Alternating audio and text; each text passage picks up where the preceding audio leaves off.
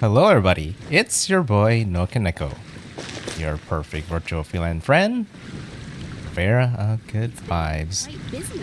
Today we're here to play some Genshin Impact. It's been a while since I last played. Last time I played was, it was still version 5.5 and we're currently on 5.6 right now. I haven't touched a single 5.6 content. I've been saving it all the stream, but yeah, I've been, you know, if you can't tell from my previous stream, just been focused on catching up on Monster Hunter. Kind of went a little bit more Monster Hunter than I kind of thought I would, but you know, once you feel that itch for a hunt, you just gotta keep going until you meet your need, right? But yeah, now I'm in a good spot in Monster Hunter, so I figured it was time to finally go back to Genshin and start doing a lot of catch up, because there are lots of things to do right now that I need to do, which most likely will start with what's ending the earliest, which is going to be the Whirling Waltz event. It's probably the main plan of the day. I think once I am done with that, then I would probably hit Escaffier's character story. So I have 5 days for that, so just one extra day from that one, which I'm hoping I can get this done in one day. That way tomorrow I can focus on Escaffier's story tomorrow, and after that, next week I could start on the Archon story, or maybe even focus on the like Spiral Abyss and Imaginary Everything first before I do the Archon story. It sounds like the Archon story should be last. There's nothing. Yeah, there's nothing here that says I need to do it to get a war on time. So Seems like that will most likely be last.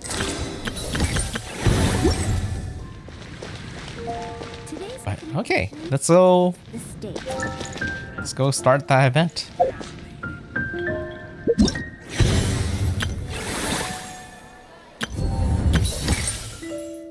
Oh, I probably should also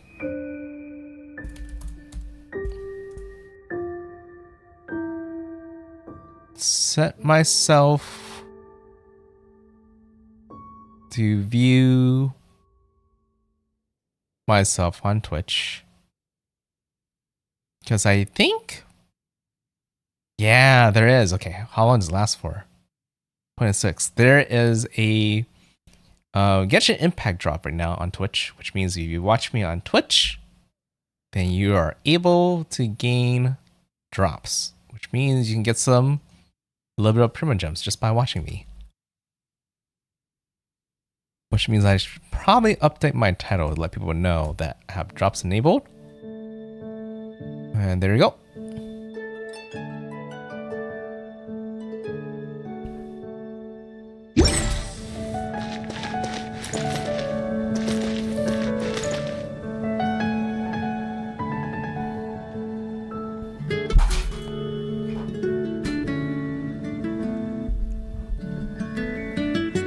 Okay, so let's go ahead and head towards the event.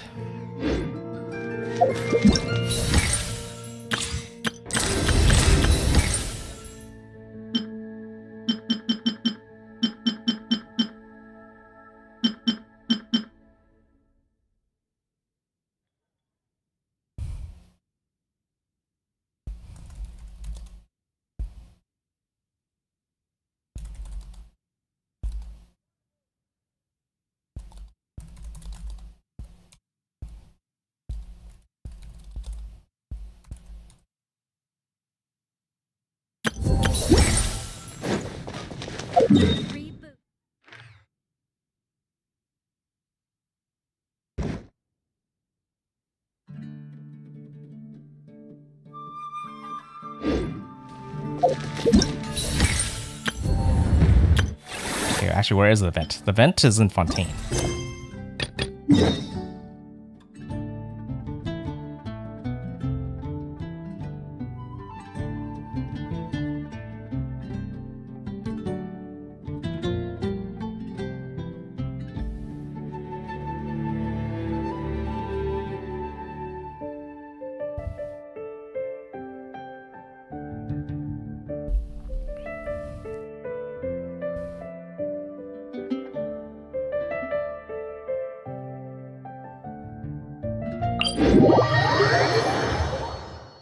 Hold on a second.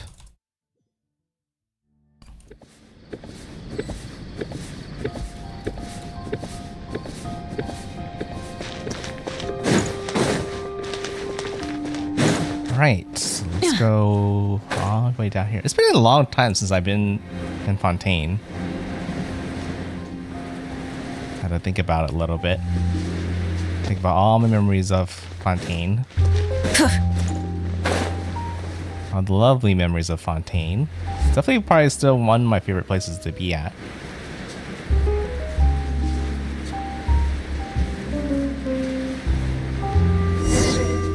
And hey, there's a newsstand over there. Want to grab a copy of the Steambird? I'm gonna have to hope that the voice actors are here for the event story, but if they don't, I'll try my best to voice them. We know our Fontanian friends love a little drama. There's no way they let their readers down. Isn't that Charlotte? And standing next to her, surely that can't be Kaniche? Yeah, I think it's always surprising to see a Natlin character outside of Natlin. Lost treasure resurfaces at last. Behold the beauty of the Remurian teacup. Charlotte Ashley is not speaking. Hold up. This one's a gem. Illegal restaurant caught serving Saurian stew. Proves surprisingly popular. Pretty shocking. But it still feels like it's missing something. Ah, got it. And then I guess I guess the this is Kanich's new voice actor. Udex gravely wounded in shocking stabbing. Set to miss cross-border smuggling trial. My oh my, that can't be for real. Fine. I hate to admit it, but you won this one. Huh? What? Did Paimon hear that right? Neuvillette was stabbed and gravely wounded? No, surely that can't be right. Can it? Surely not. If it is, we're all toast. Aha! I thought I heard a familiar voice. Well, if it isn't NoukonNeko and Paimon.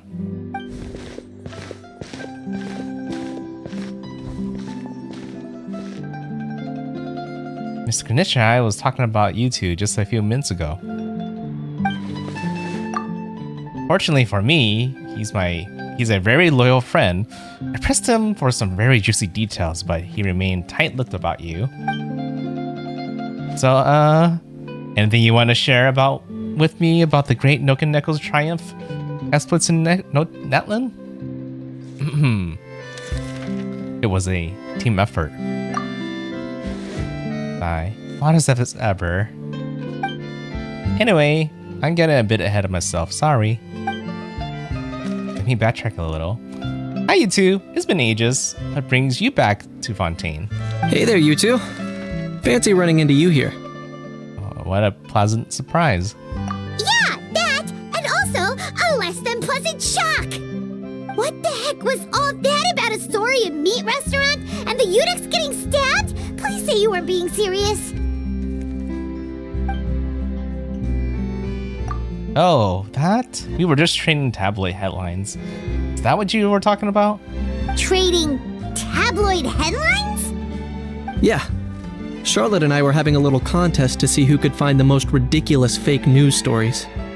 Either I got lucky, or I have a knack for honing in on the most outrageous material.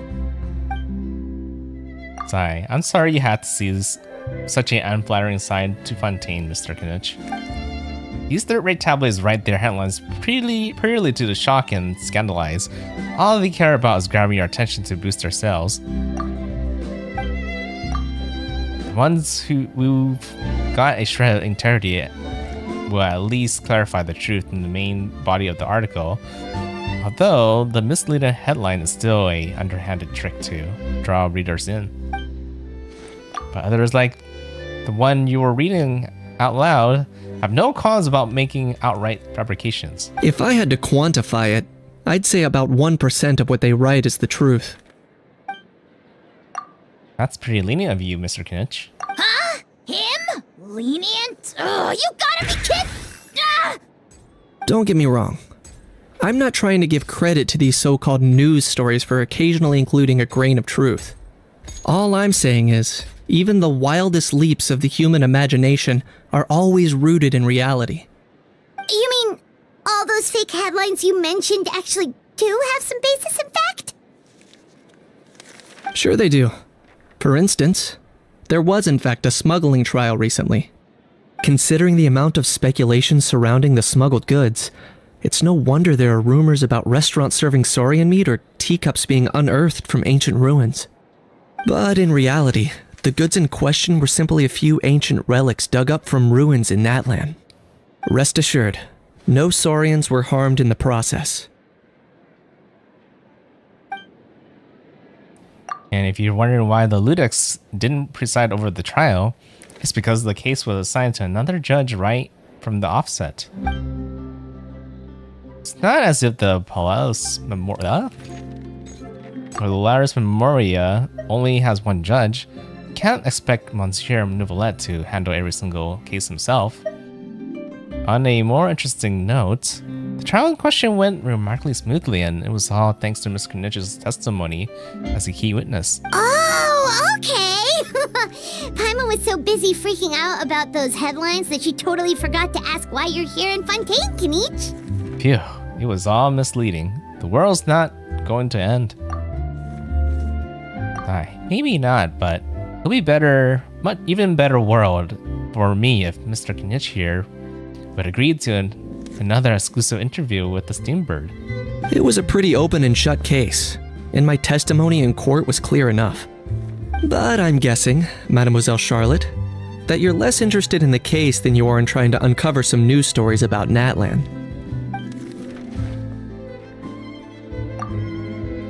Drat, you saw right through me.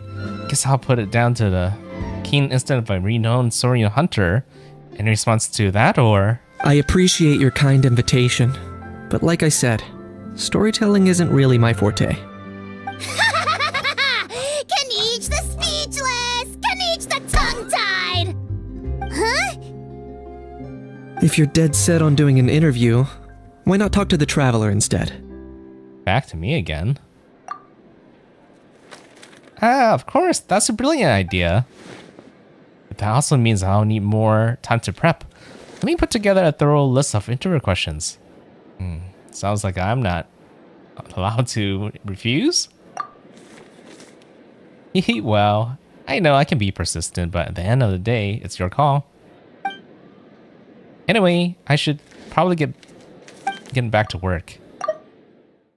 I also need to go back, track down a guestionnaire? And report these thoroughly increasingly outrageous tabloids. Farewell, my friends, until we meet again. Charlotte never stops, does she? Anyway, Paimon just has to ask. That owl thing that popped out before, or was it a howl? It kind of looked like a howl, but at the same time... Wait, it's different? Oh, that thing. What? Yeah, that was a howl. Huh?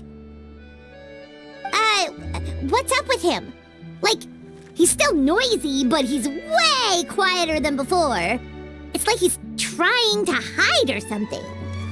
Maybe he's not acclimatizing very well to Fontaine. What's with these weird, long words today? Could be. Not acclimatizing? Aw, poor Almighty Dragon Lord is not feeling well. Too bad he can't come out to argue back. What do you mean? There's nothing physically wrong with him. It actually has to do with a strange law we learned about after arriving in Fontaine. Apparently, it's forbidden to release flying objects within Fontaine City limits during the first 3 days of each month. The first 3 days? Oh, I get it now. And I'm pretty sure Paimon gets it even better. Paimon sure does.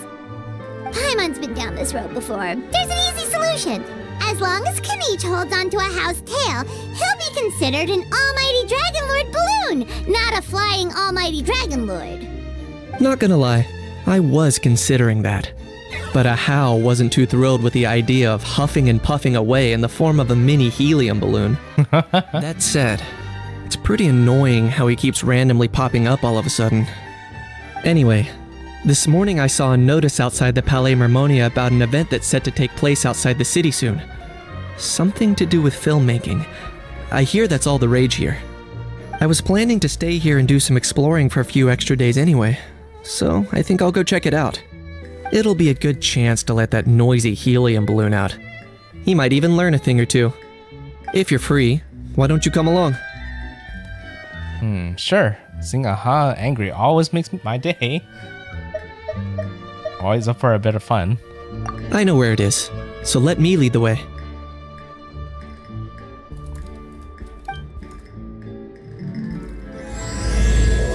An overnight in Fantasyland.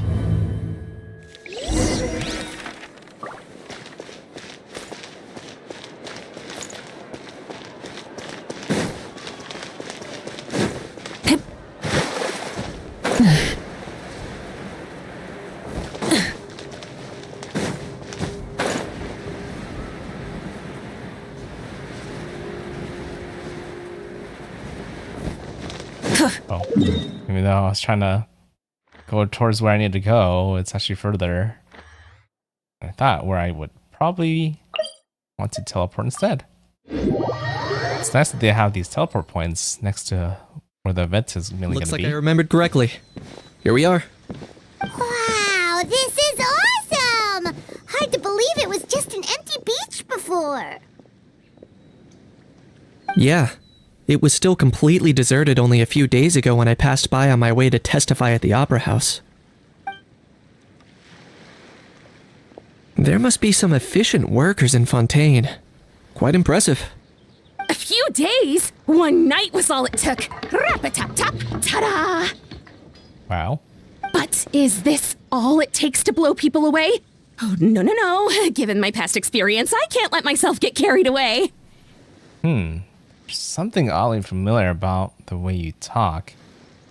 Who are you again? Oh no, you've forgotten me? Oh, does graph adversarial technology ring any bells? It's me, Lapine Pauline. Oh, good to see you again. The prototype lens has come in handy, by the way. Been keeping yourself busy with some proper work lately? Of course! How else would we have managed to build Fantasyland in a single night? Fantasyland? At least that's how I like to think of it myself. A magical land of fantasy, the stuff of film buffs' dreams. I know it sounds like I'm laying it on thick, but that really is the goal here. As you can see, the theme of this amusement park is Fontainian filmmaking, a place for all film lovers to come together and co-construct a world of dreams. Co-construct? Well, that's a relief. Sounds like you're sharing the cost this time rather than pouring your entire life savings into a single project. Nope! I might be inviting others to help fund this, but that doesn't mean I haven't thrown all my life savings into it too! Huh? You've got to be kidding. Ha! Look at you, puny little humans. Recklessly betting your entire future against some stupid vanity project.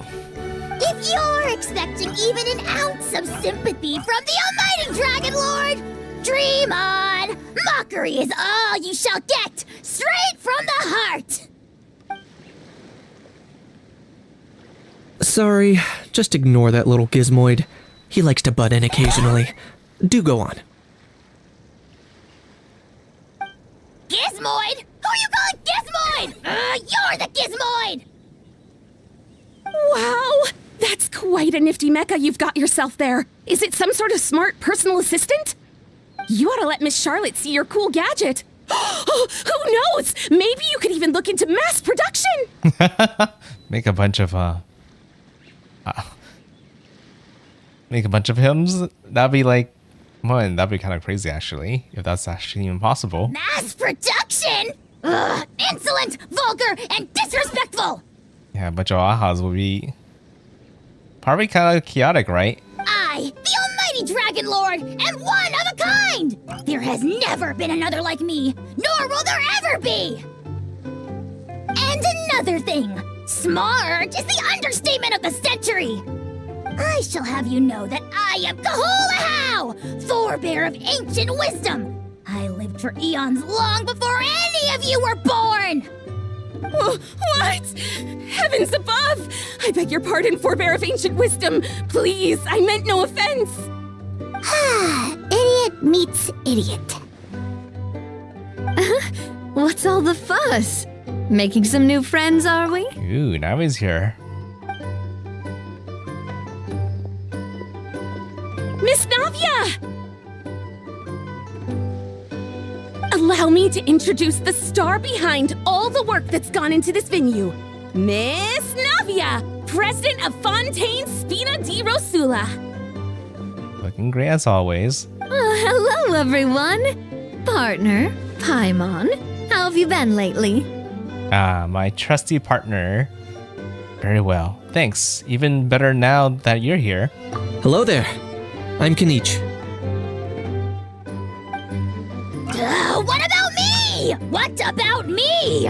My useless servant can't even give me a proper introduction. You'd think someone yelling their name out in the middle of a public street really needs an introduction? He's not wrong. I caught yours just now, in fact. So, You must be the almighty Dragon Lord, Mr. Ahau. It's a pleasure to meet you. A how? So what is she called? A huh?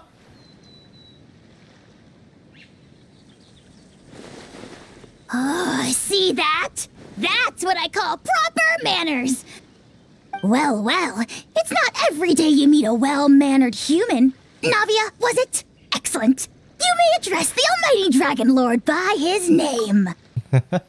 She succeeded on her persuasion check.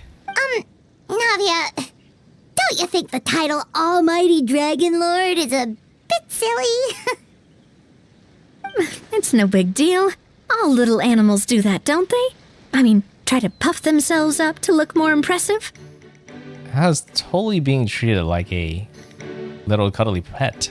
Anyway, it's all thanks to Miss Navia and the Spina di Rosula that Fantasyland's gotten up and running in the space of a single night. Honestly, thank heavens! After all that paperwork and endless waiting, the event and venue finally got the green light. I couldn't wait a moment longer.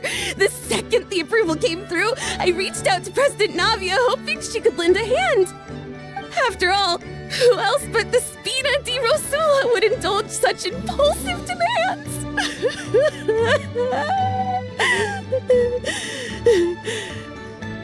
Sorry, traveler. Miss Lapine Pauline sometimes gets a bit overwhelmed by her own excitement, as you can see. I'm guessing she hasn't gone into much detail about the event yet, so let me fill you in. Okay. In short, the Cheval Moran Film Fantasyland is a fan convention that's open to film enthusiasts from all over Teyvat. Miss Lapine Pauline is hosting this event and also providing technical support. Huh? Cheval Moran? That's right! The one and only Surintendant Cheval Moran! After much persistence and many solicitations, I finally obtained Lady Farina's permission to use the image of her close friend. Not only is our adorable mascot drawing in fans by the minute, but she's also boosting her own popularity. And that was always the goal, a win-win arrangement.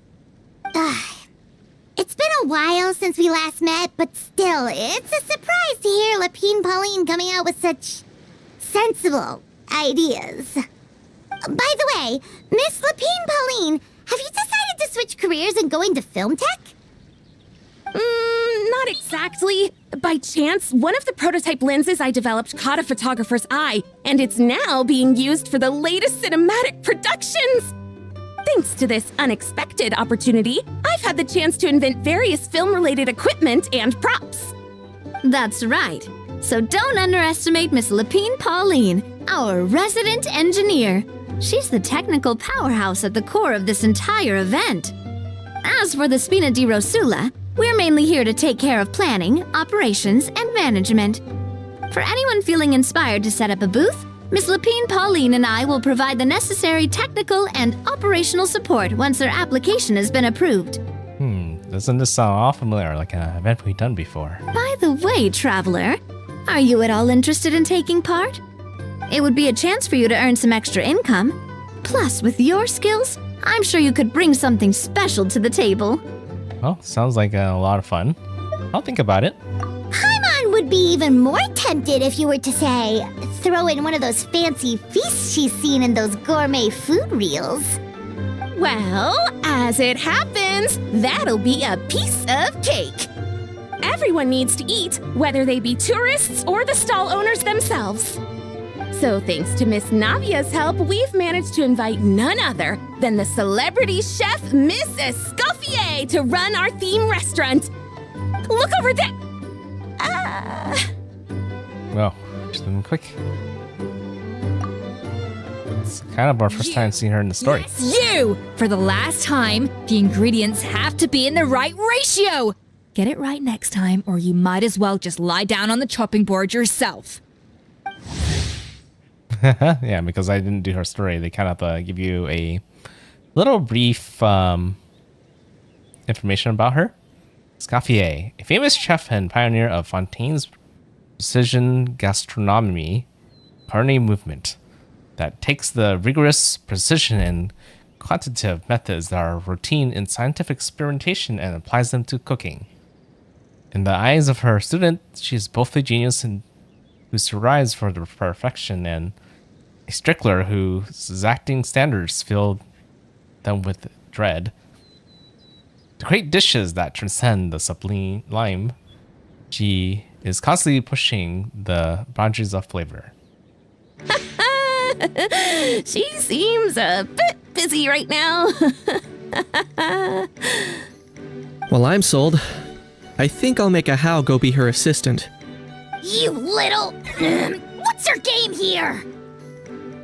Demoiselle, sorry to bother you, but there's an issue over here that requires your personal attention. Apologies. Looks like it's back to work with me. Please feel free to take a gander at what we've got.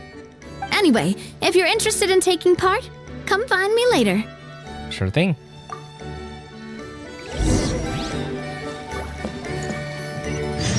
So we'll explore around the event area a little bit. Greetings. Apologies if you overheard my harsh words just now, but I assure you it is entirely necessary. The sheer lack of standards here will be the death of me.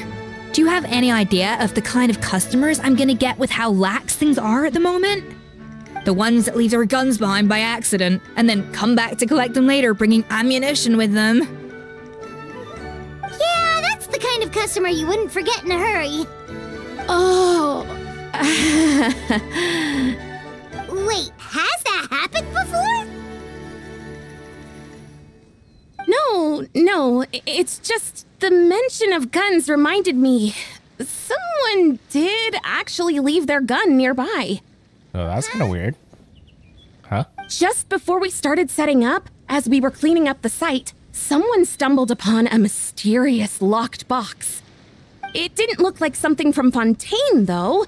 It had more of a Natlanese vibe. Oh? Do you think a foreign tourist might have left it behind? That's what I assumed at first. But the box was buried beneath a pile of wooden planks, rocks, and whatnot, so it seemed like someone deliberately hid it there. But I didn't see much point in speculating, so the best thing I could think of was to hand it over to the authorities. I trekked all the way over to the Palais Mermonia just to hand it in. Ugh, it was exhausting. What did the authorities make of it? Oh, they made a mountain out of a molehill, as usual. Before even addressing the question of what was actually inside the box, they had several heated discussions about whose responsibility it was to write the lost and found notice. Thankfully, the ever-reliable Officer Sedine stepped up and immediately called in the Marechaussee Phantom to crack the lock and check if there were any dangerous items inside. And, as it turned out, there was a gun. Wow, that's a dangerous item, all right. Mind if I ask what kind of gun it was? Oh yeah, Mr. Kanich, you're from Natlan, aren't you? Do you know a lot about guns? Wait, is guns kind of like exclusive to Natlan? Yeah, I guess you don't really see it in like Mondstadt or Liyue or Inazuma. Or even Sumeru. Yeah, so you really only ever see guns like in Fontaine and Natlan, right? You could say it comes with the job. I have an interest in weaponry and the like. Ugh, such a spoiled brat. What, are the toys I gave you not good enough for you anymore? Yep, got sick of those long ago. You little... Don't dare you turn your nose up at my gifts! Why Time for a timeout, old-timer. Sorry, where were we? Oh yeah, do you recall what the gun looked like? It's a bit hard to describe. If you ask me, it didn't even really look like a gun. Huh. And why did people thought it was a gun if it didn't look like a gun? Give me a second. I'll knock out a quick sketch.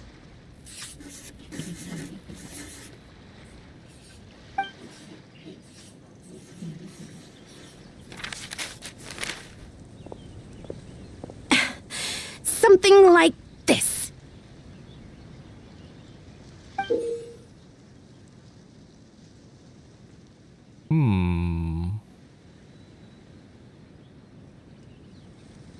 Interesting, okay.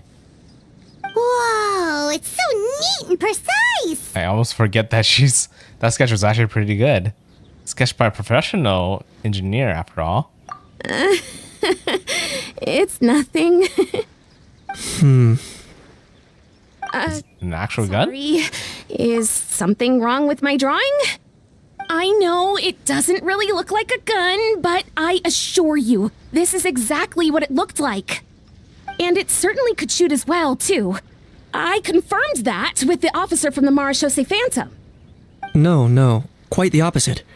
The features are very accurate, and it is definitely from Natlan. Please, don't mind me. I'm just taking a moment to admire it.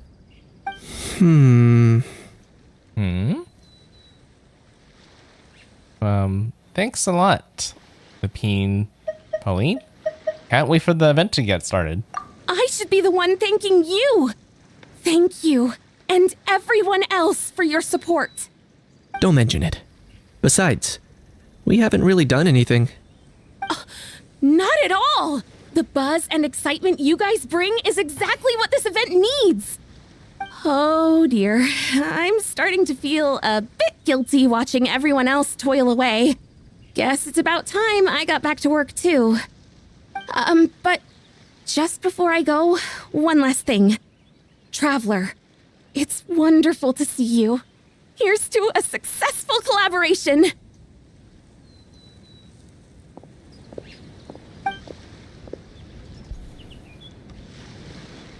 Seems like Kenichi has something to say. Let's go find a quiet spot. Yeah, I wonder what he knows about the so-called gun. After saying goodbye, I'm sure you noticed that there was something unusual about that gun. it looked ancient? Correct. It's most likely an old weapon dug up from some ancient dragon ruins. Based on my experience, it might be more accurate to refer to it as a hand cannon. But in Fontaine terms, it's not wrong to call it a gun. Given why I came here, don't you think it's curious that an ancient dragon relic of unknown origin would turn up like this, out of the blue? I suspect this gun might have something to do with that smuggling case. It might have slipped through the cracks. Time is of the essence, so I'd like to head over to the Palais Mermonia to verify my suspicions. I think I'll join you. Perfect. Then we can head out right away. Or, if you want to catch up with your friends first, I can wait. Oh, okay.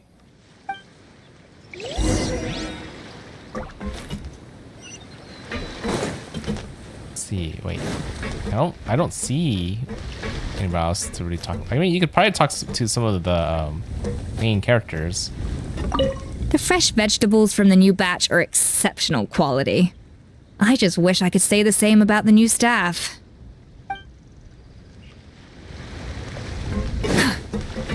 Makes sense that she worries about the food all the time. What's Navi up to?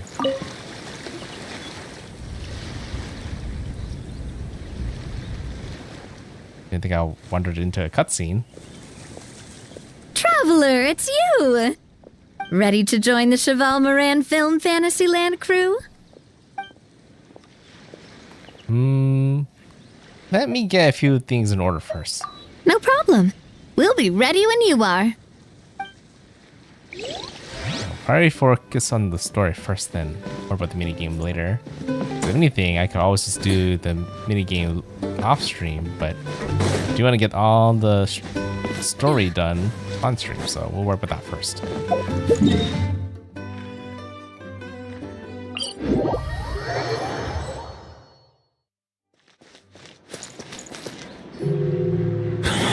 Oh, man. Bro! Are you mimicking me? Now's not the time. Come on. No, I mean, one of our buddies is here, for real. Quite a few of them, actually. Aurora and Aoife, what brings you to Fontaine? Yeah, it feels like everybody's in Fontaine today. Huh?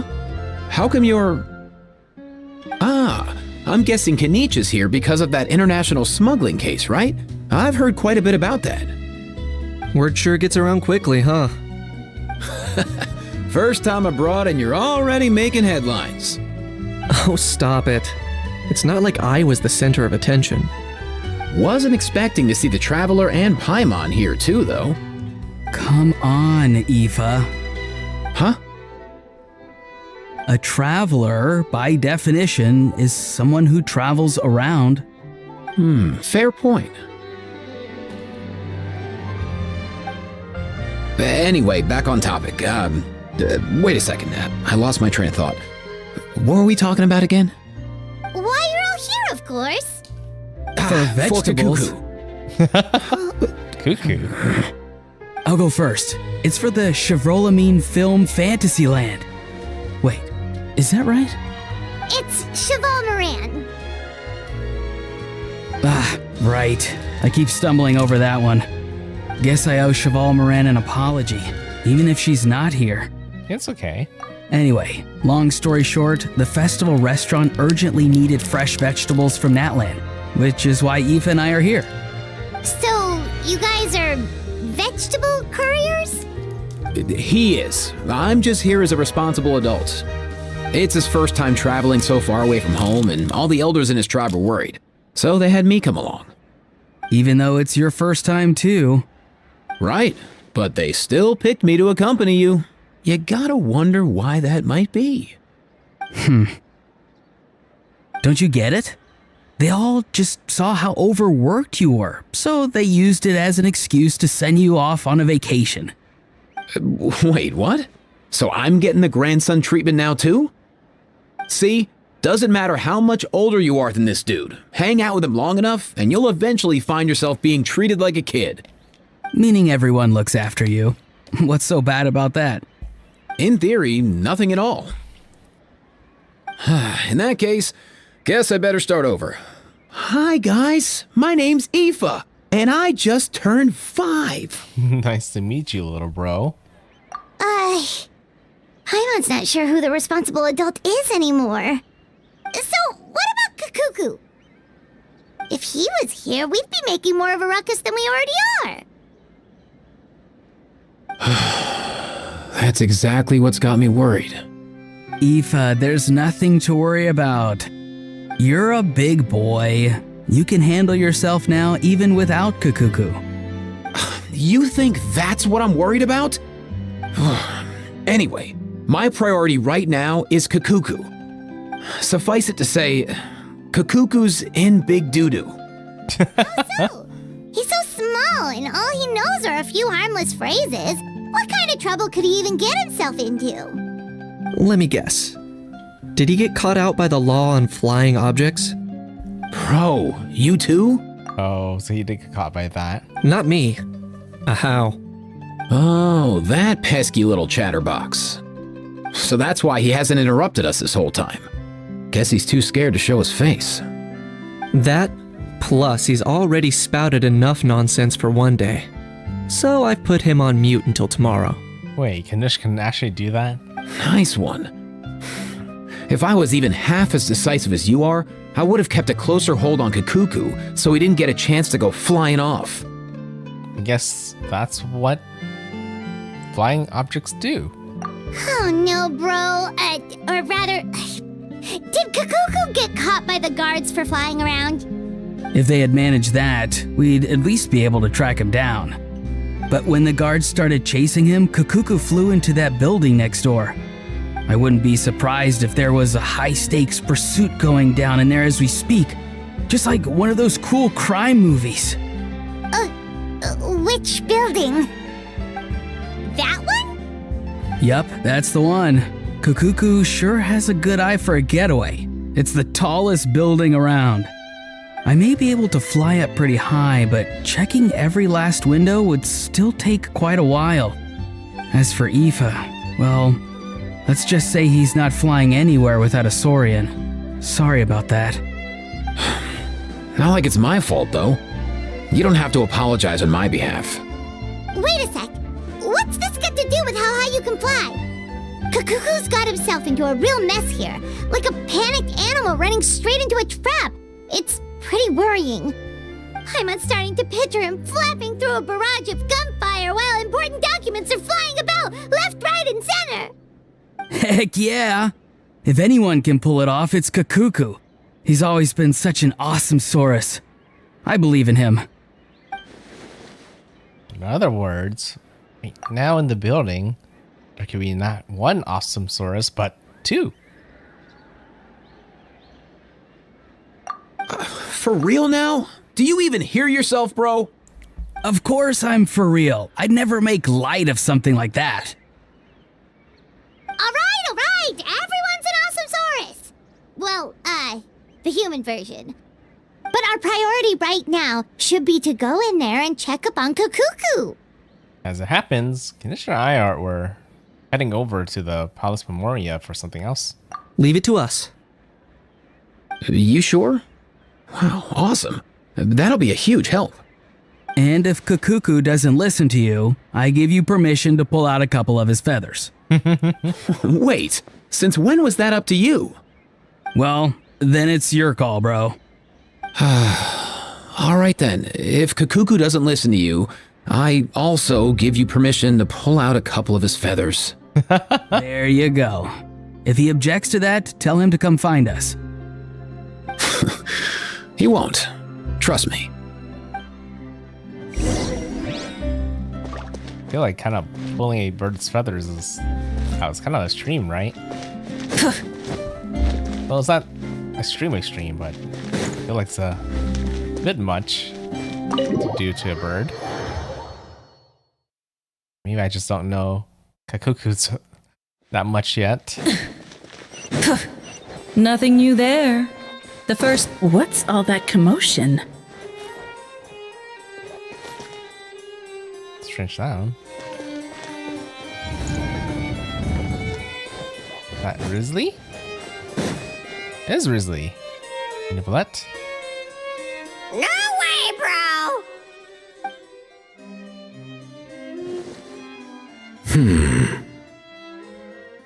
Did he say he came from Natlan? No. Get out of here! I can understand his words, just not what they mean. Trying to understand his language. Oh no. For real now? Bro! He keeps repeating the same things over and over again. Oh, you know one another. He's a bro. Oh, he's a bro of a bro. He's a friend! Yeah! A saurian friend of a human friend! Great. Well, that was easy.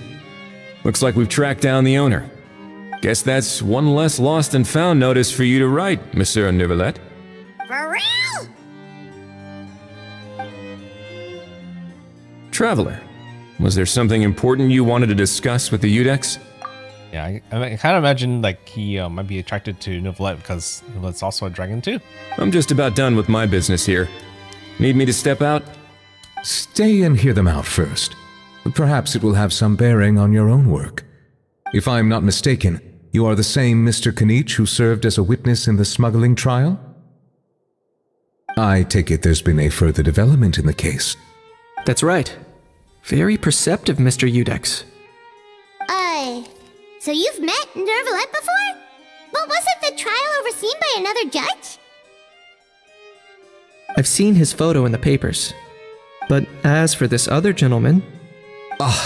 Allow me to introduce you to Mr. Wriothesley, administrator of the Fortress of Meripede. Or in layman's terms, Fontaine's prison warden. Please, feel free to share anything about the case. There's no need to keep anything from him. Pleasure to meet you. Pleasure to meet you! Wow, that sounded just like me. But should we really discuss official business in front of the Saurian? Oh wow! Oh no! Huh? I believe he said...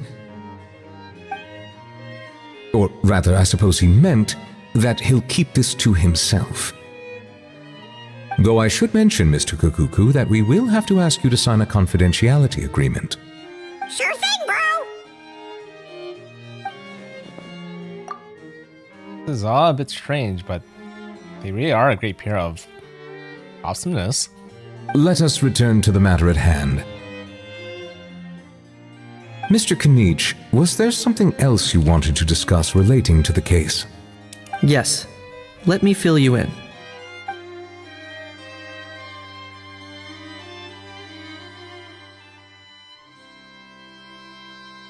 For a second, I thought I couldn't read this fast enough. Knitch tells Niblette and Risley about the Pauline's finding the gun. Niblette makes inquiries with the relevant personnel. Sure enough, they locate the box and the gun that Pauline spoke of. Wow! It really is exactly like Lapine Pauline's sketch! That must be all that practice drawing engineering blueprints, huh? So if it's true that this weapon came into Fontaine alongside the contraband from the smuggling case, then there's a high chance we overlooked a suspect. That's exactly my line of thought. I see. Mr. Kanich, thank you for reporting this promptly. I'll arrange for the Marechaussee Phantom to investigate right away. We should begin by questioning the prisoners in custody. Wrightsley. I'll sign off on the interrogation request. Don't you worry. Oh, I guess we're going back to the Meripede then. That would be much appreciated. It's lucky that the Palais Mermonia wasn't scheduled to release any public bulletins today, and that this gun's lost and found notice hasn't been written up yet. In other words, the news hasn't leaked. I'll be staying in Fontaine for the time being. If there's any progress in the investigation or you need my help, feel free to reach out anytime. It goes for me too. Yep, we were just about to go help out with Lapine Pauline's convention. If there's any news, we'll keep you all posted. Marvelous. Thank you all. Well then, all that's left is to...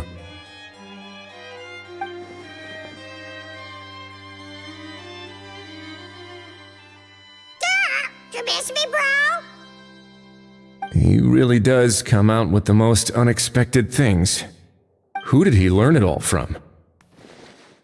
A couple of top bros from Natlan? Huh. Well, it's pretty extraordinary. Anyway, according to due process, we must first determine whether Mr. Kukuku qualifies as a flying object.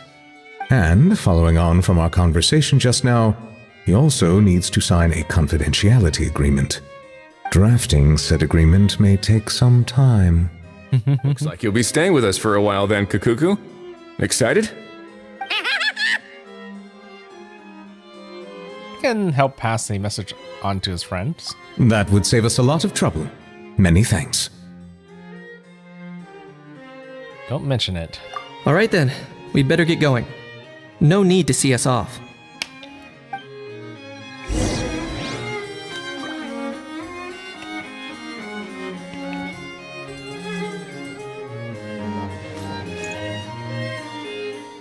Guess we'll see what they're up to. I know you mentioned a while back that people from Natland would soon start showing up all over the world. But I hadn't expected anything like this. It seems no matter where they come from, all dragons are inquisitive by nature. You can say that again, bro! The same might well be said for humankind. The real reason you chose to stay to investigate this case was your curiosity about Natlan and Mr. Kukuku, was it not? Guilty as charged. Nothing gets past you. So, how about we take this opportunity to chat a little more? We've got the world's best translator on hand, after all. Sure thing, bro!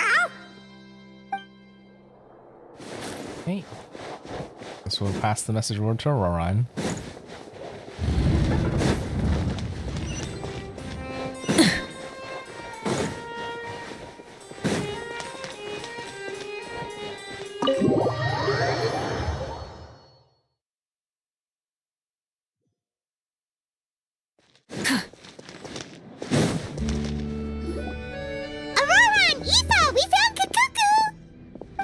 What's the situation? How bad is it? There's some good news and some bad news. Oh no.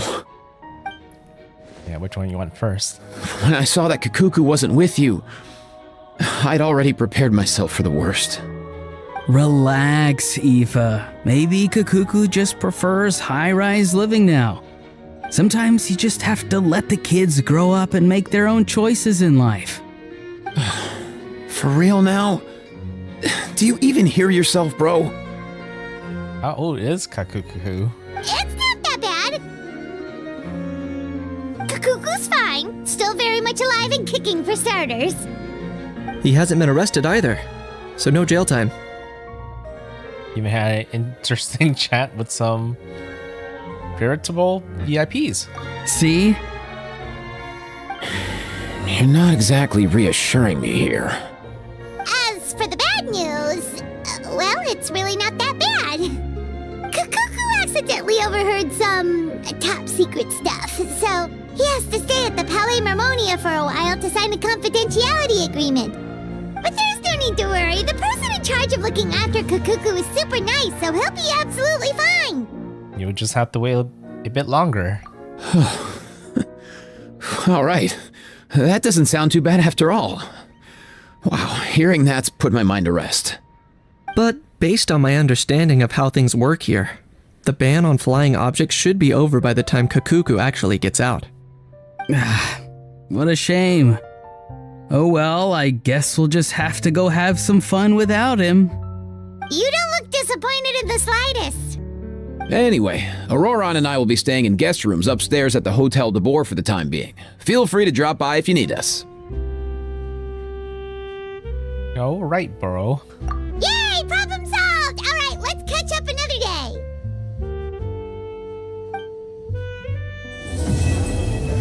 Okay, finished the very first part of the event. How long did that take? Wow, that first part was like a whole hour. But yeah, we'll just go ahead and keep on going through the story. We need to go to the next day. Kind of hard to tell whether it needs to be the next day, but so I go this way.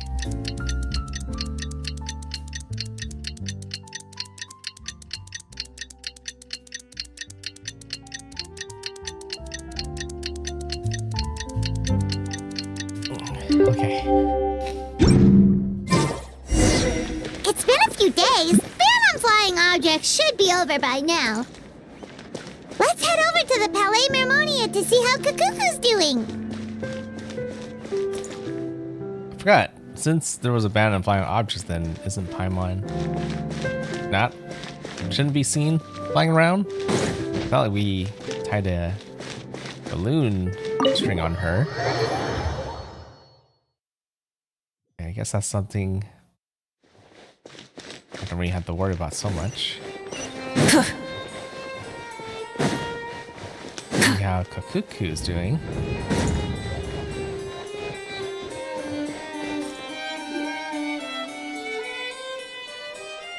Hey everyone, we're here! Oh hey, my little dudes! Good morning! Morning, little dude. Oh wow, Kakuku's learned a new greeting! Is that good news or bad news though? Alright, good news. Sorry, I did everything within my power. But so far, I've only managed to teach him how to say good morning. Wait, so that's all you've been up to this whole time? Get out of here! I think that means no. Huh? Okay, so good mornings aside, please tell Paimon there's been some other progress too. Of course. That's why I'm here. Kakuku's not the only one that Mr. Risley's been getting to talk. I'm referring, of course, to the convicts. It was nothing. These guys weren't exactly tough nuts to crack. So, what's the deal? After racking their brains, they remembered speaking to an inconspicuous middle-aged man just as they were preparing to pack up and leave Natland. He was dressed in the manner of the Children of Echoes and carrying a box. Plus, the description matches the one the gun was found in. All in all, he didn't look any different from your average Natlanese traveler. Perhaps seeing that they were dressed as merchants, this man stopped for a chat, inquiring where their goods were headed, and even asking if they could share a boat. The smugglers were very cautious, though. They didn't tell him any specifics. But all this happened before I crossed paths with them. I happened to notice them as they were preparing to set sail. I thought they looked shady, so I snuck aboard, and ended up being carried along all the way to Fontaine. Oh, okay.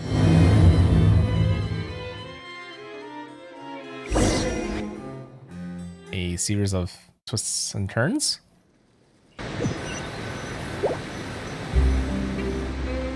Boss, do we know if those Fontainians will even like this stuff? What if we can't shift it? And that's why we call you a rookie. It's all supply and demand, kid. Supply and demand. Natlan's foreign trade is just starting to lift off. There'll be a market for it, you'll see. That's right. So stop giving the boss trouble, rookie. Just do your job and keep an eye on the goods. Are they merchants? Have they come to Fontaine to do business? Scarred face. Calloused hands. On closer inspection, the fabric looks worn at the knees and elbows, and his fingernails are dirty. Not exactly your typical merchant. Could he have previously been a warrior? Or even an adventurer? Something feels off. I'd better sneak up and get a closer look. Oh. Actually gotta play past Knitch. Nice thinking, boss. This tourist tub's been fast going and smooth sailing. Plus, no one's been asking us what we're up to. That goes without saying.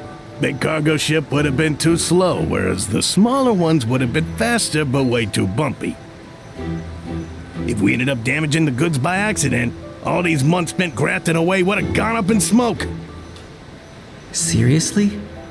But there's hardly anything here. Would it really have taken them months to prepare? And why would they need to transport it with such care? Could they be secretly smuggling precious items out of Natlan? I'll need to find a way to get to the bottom of this.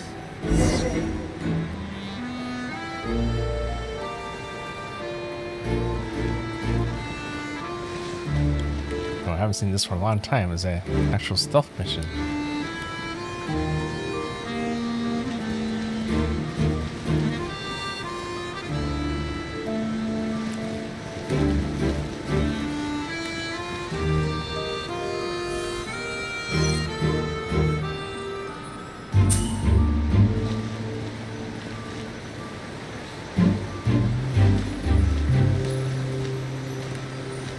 Let's go hear what these criminals have to say for themselves.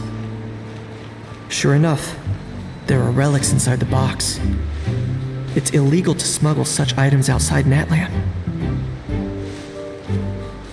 Okay, wait, didn't I already check what's in the box already? Which is why we need to move over here. Hey, why the long face? You're abroad on business and you get to do some sightseeing while you're at it. Sounds like a pretty sweet deal to me. You better cheer up if you know what's good for you. I guess you're right. I was just worried I might have messed up with the packing or that something's gonna go wrong along the way. Oh, pull yourself together. Tons of foreign tourists come traveling to Fontaine. I bet their luggage is full of all kinds of weird stuff. If someone insists on checking it all, just show them the purchase order we had drawn up. Those Fontainians can't get enough of their legalese, so I've heard. They can look all they want. Aha. So their aim is to smuggle in contraband after all. Looks like I've gathered enough intel about the smugglers and their contraband. Time to inform port security.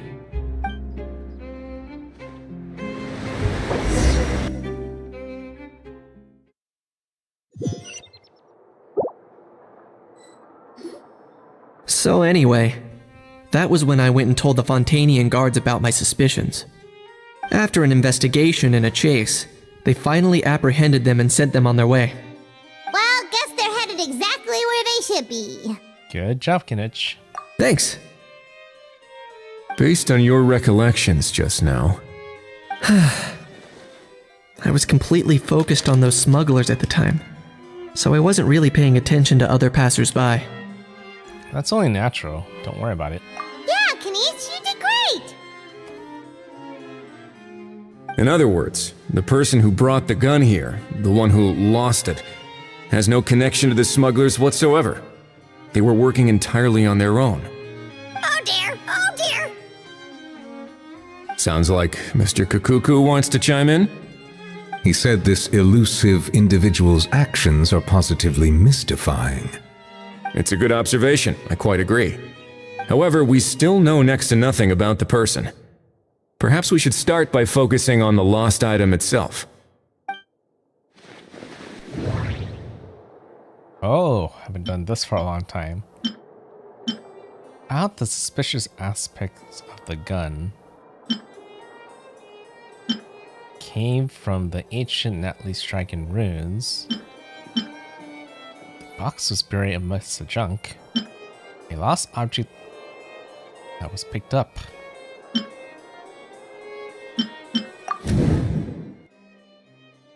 This is a relic left behind Natlan's ancient dragon civilization, a genuine antique. So it must be a great value. Did I just... Could just... I'm usually not really great with these for some reason, but... I do like to take guesses.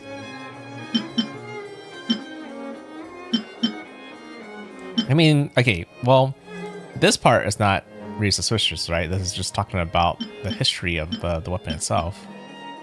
A genuine treasure lost by the roadside, but yet still remain unreported and unclaimed. Yeah, well, people wouldn't really wouldn't try to claim it if it was something like illegal, right? I wonder why they lost it in the first place. The box was buried amidst the junk. Doesn't seem like an accident. No, it's as someone left it there on purpose. Ah, could it be bait?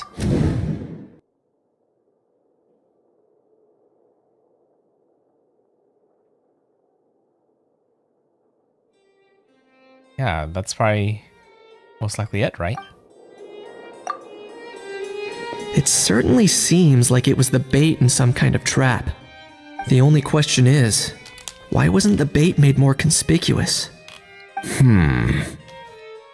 Has something sprung to mind? I just remembered a film I watched this one time. Huh? Oh, wow! No way, bro! Hold on, let me explain. Just now, the traveler speculated that this box might have been placed there on purpose, as if the intention was for someone to come pick it up. That got me thinking about those films about kidnapping cases. When they demand their ransom, the kidnappers tell the victim's family to leave money or valuables at a designated spot for someone to come pick up. That doesn't merely happen in films. There have been similar cases in real life. In fact, if anything, it's probably the real-life events that inspired the films. Sounds plausible. Ooh. Wait. This raises the stakes to a whole new level. If the gun really was some kind of ransom, then... Since we took the box, the kidnappers never got their payment, so... Does that mean they executed the hostage? It doesn't mean that someone's actually, like, you know, kidnapped. But they were probably forced to smuggle the gun for a reason. So, Paimon, stay calm. We haven't heard of any missing person. I agree. I don't believe we have a kidnapping on our hands. Selling off stolen goods is extra work that most kidnappers would want to avoid. Unless they're after something very specific, they tend to just ask for cash. Could we be dealing with a kidnapper who's dead set on getting their hands on an ancient dragon handgun? It's not impossible, but the likelihood is very slim. We can discount that possibility for now. And speaking of selling stolen goods, don't you think this looks more like a transaction?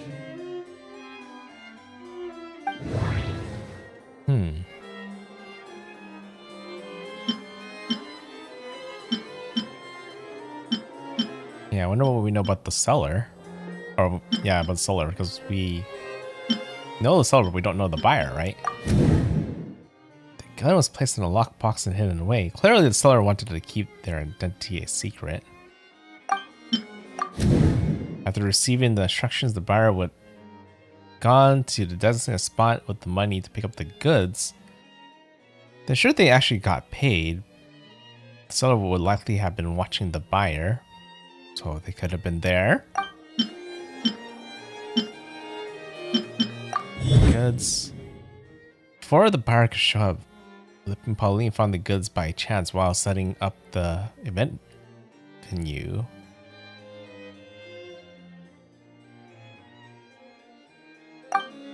About the incomplete transaction. Due to the unexpected arrival of the film Fantasyland, the deal had to be called off. See, so it wasn't supposed to be there. And it was an accident that he found the box.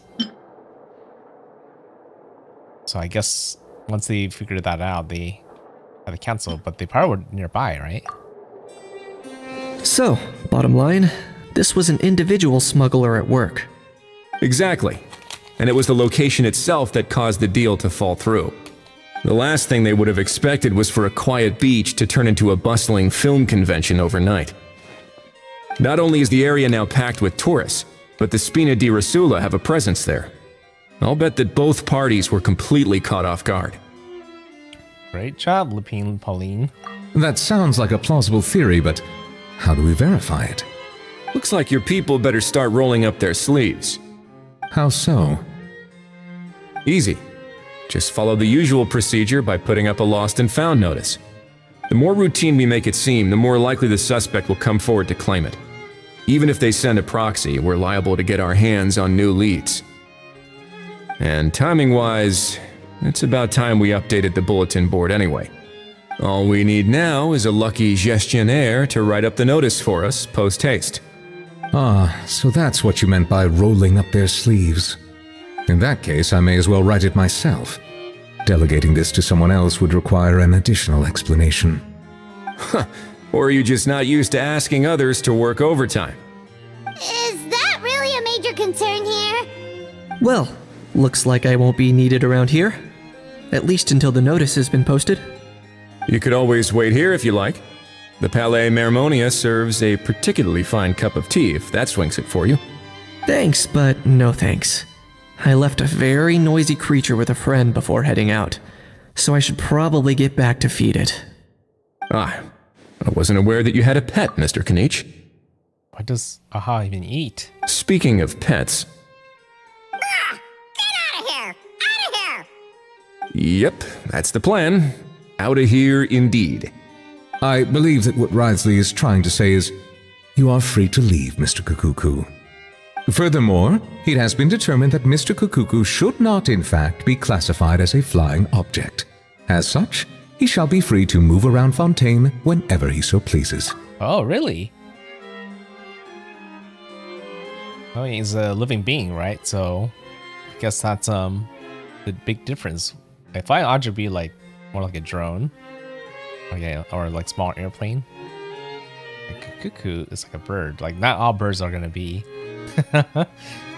arrested, right? Just for being a bird. You're the best, bro! Oh, that really is good news! Travelers, should we bring Kukuku back to Aoife and Auroran?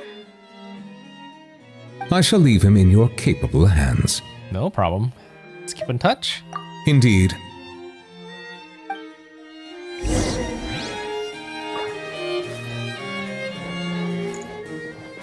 Spend time together.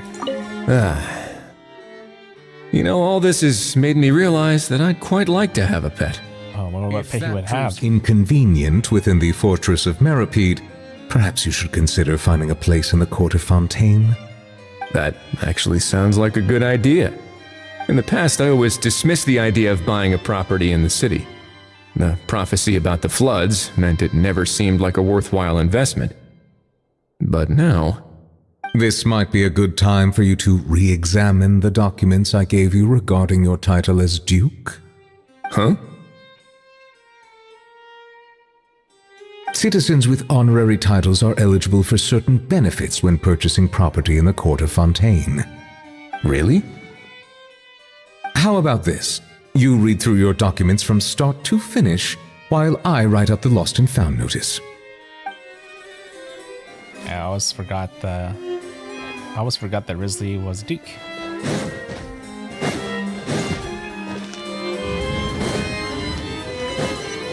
A nice place for our experiment, which we still don't know what kind of pet he would have.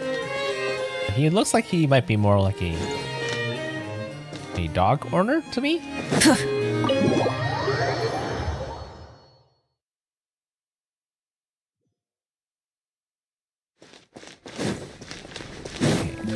So go see where Aurora and Aoife is. It's been interesting to be away from Kukuku for so long. It's kind of hard for me to actually imagine being apart. Oh, I can't do it. Can't Natlan to utilize its free swings. How? What? What now? Let's shake hands. Fine by me. Get ready for a knuckle sandwich.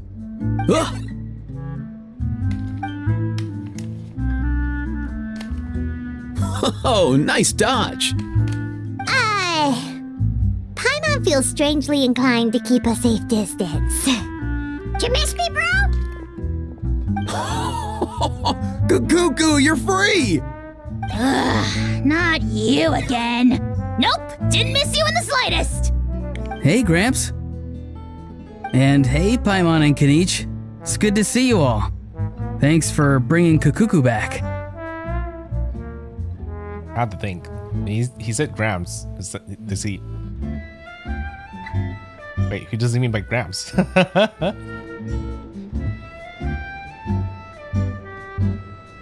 Is it the traveler he's referring to, grams? Get it away! Get it away from me! Nice to meet you, bro. Who are you calling bro? Say that again to my face! I dare you. If you've got the energy to argue this much, you're clearly not hungry yet. Let's go find something to eat while Ahau lives his best life. Sounds good to me.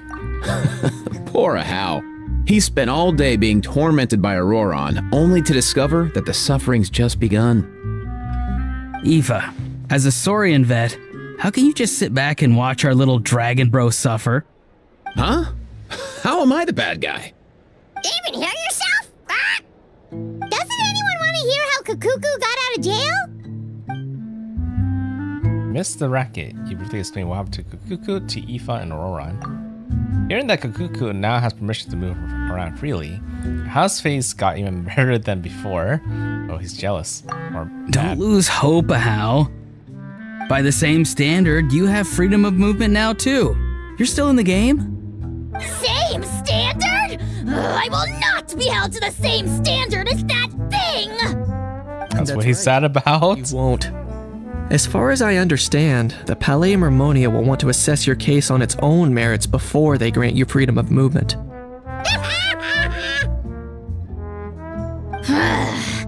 Where's that Saurian meat restaurant again? I'm gonna march that little pink balloon right into the kitchen! Yeah, good luck with that, bro. You'll be putting your own neck on the line, too. Also, there's no such restaurant! Anyway, thanks for looking after Ahau, guys.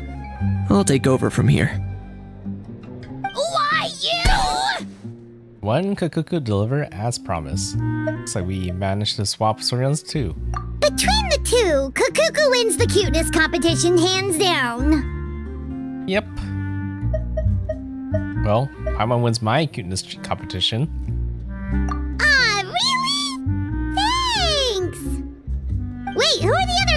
distance, though.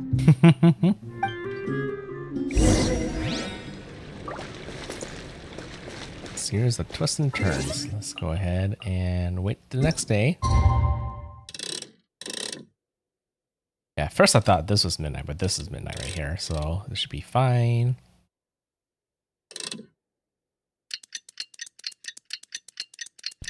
We're just gonna stand here all night long till it's morning. Huh? Oh, and enable.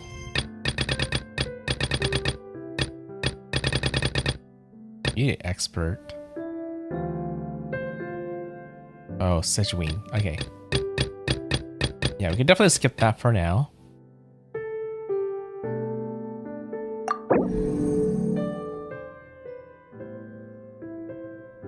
Yep. Want to enable that. So we don't have to worry about doing a whole nother quest before we can continue. We don't have time for that right now.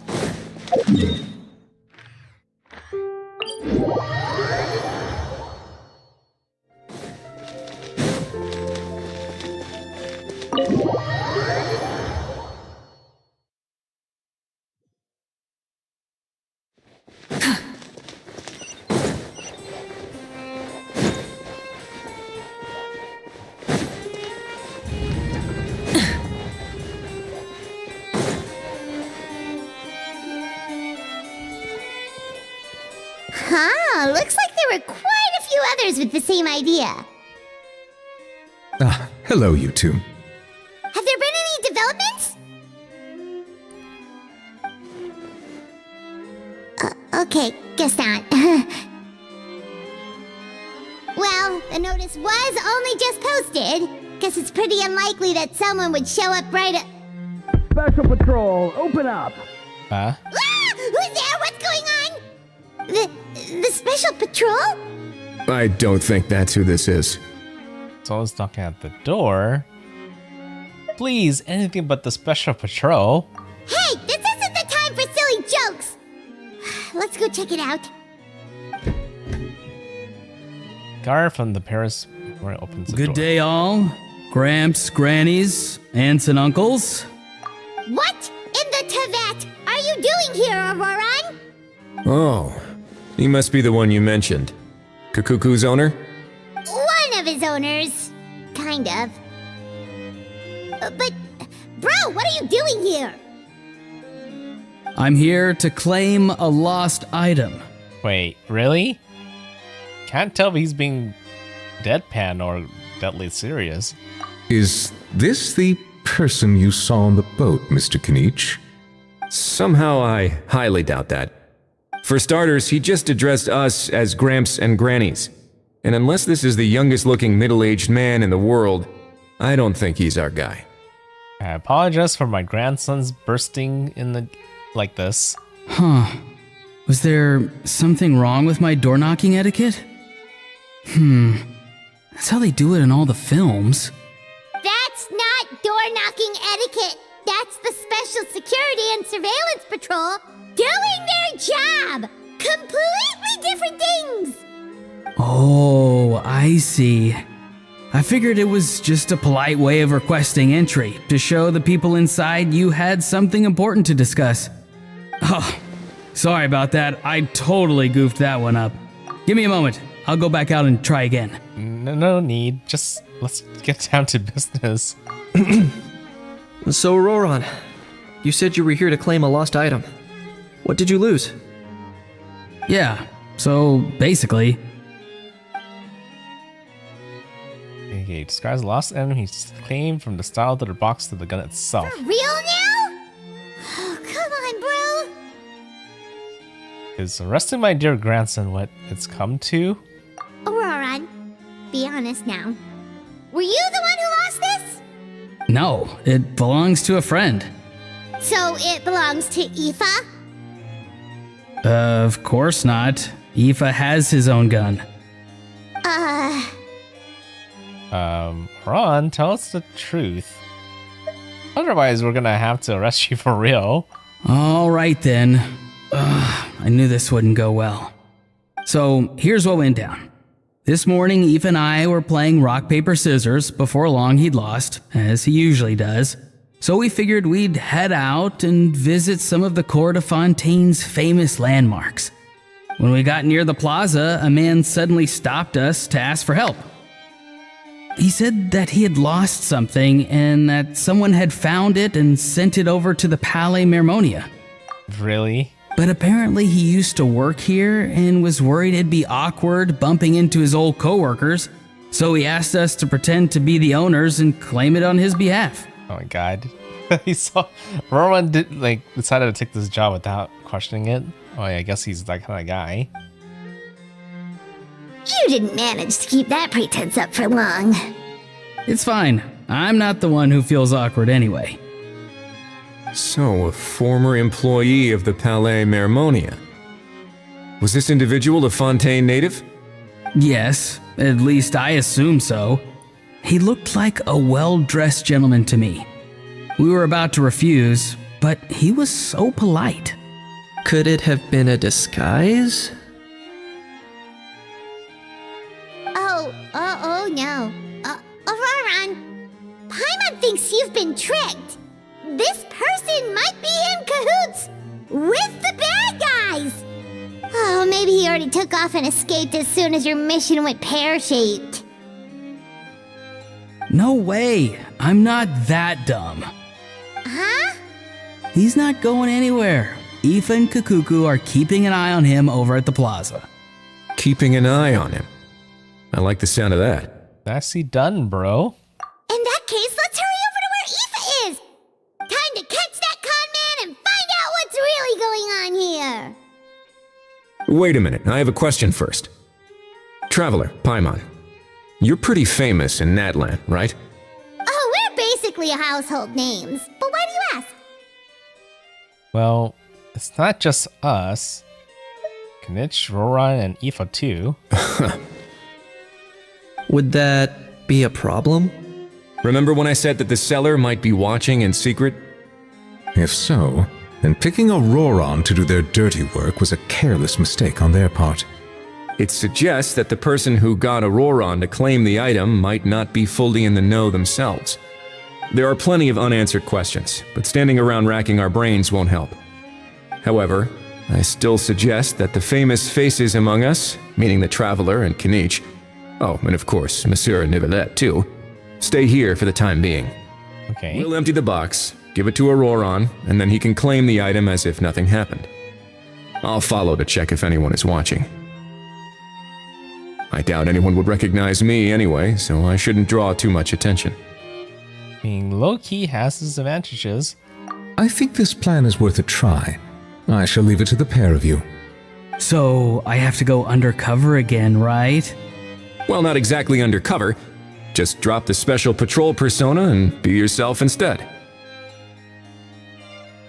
Roger that. Over and out. I forget that Roran's actually a pretty good double O agent. Oh. I'm Risley. Oh. No sign of any suspicious individuals around here. Auroran has entered the elevator as planned. I'll head over to the plaza now. Do I have to take the elevator or can I just jump down?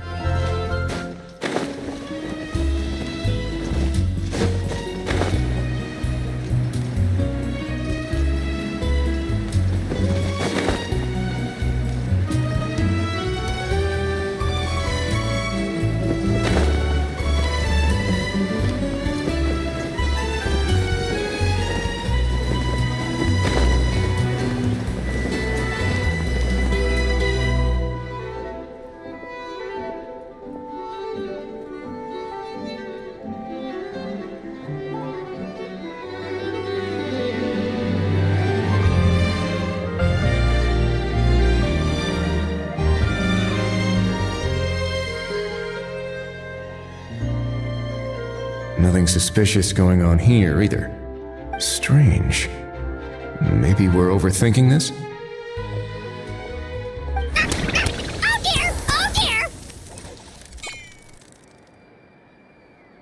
Stop with the pecking! Stop with the pecking!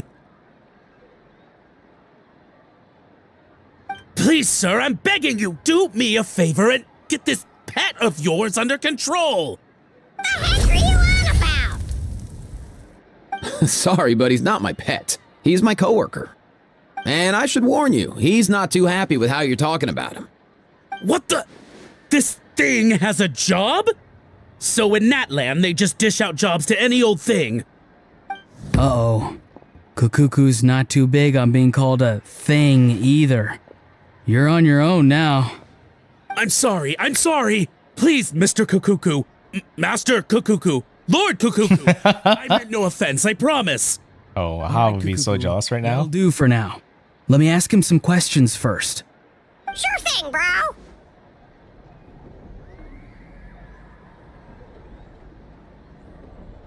Auroron actually looks pretty serious this time. Was he just pretending to be clueless earlier? Interesting. Think I'll sit back and see how this plays out. You actually got it? Wow, didn't think it would be that easy. Ah, excellent. Looks like sending you was the right approach after all. After all? I mean, because the staff at the Palais Mermonia don't recognize you, right? So I got it, but I don't remember promising I'd hand it over. Huh? This thing's pretty cool. I've taken a bit of a liking to it. Is he trying to scam him?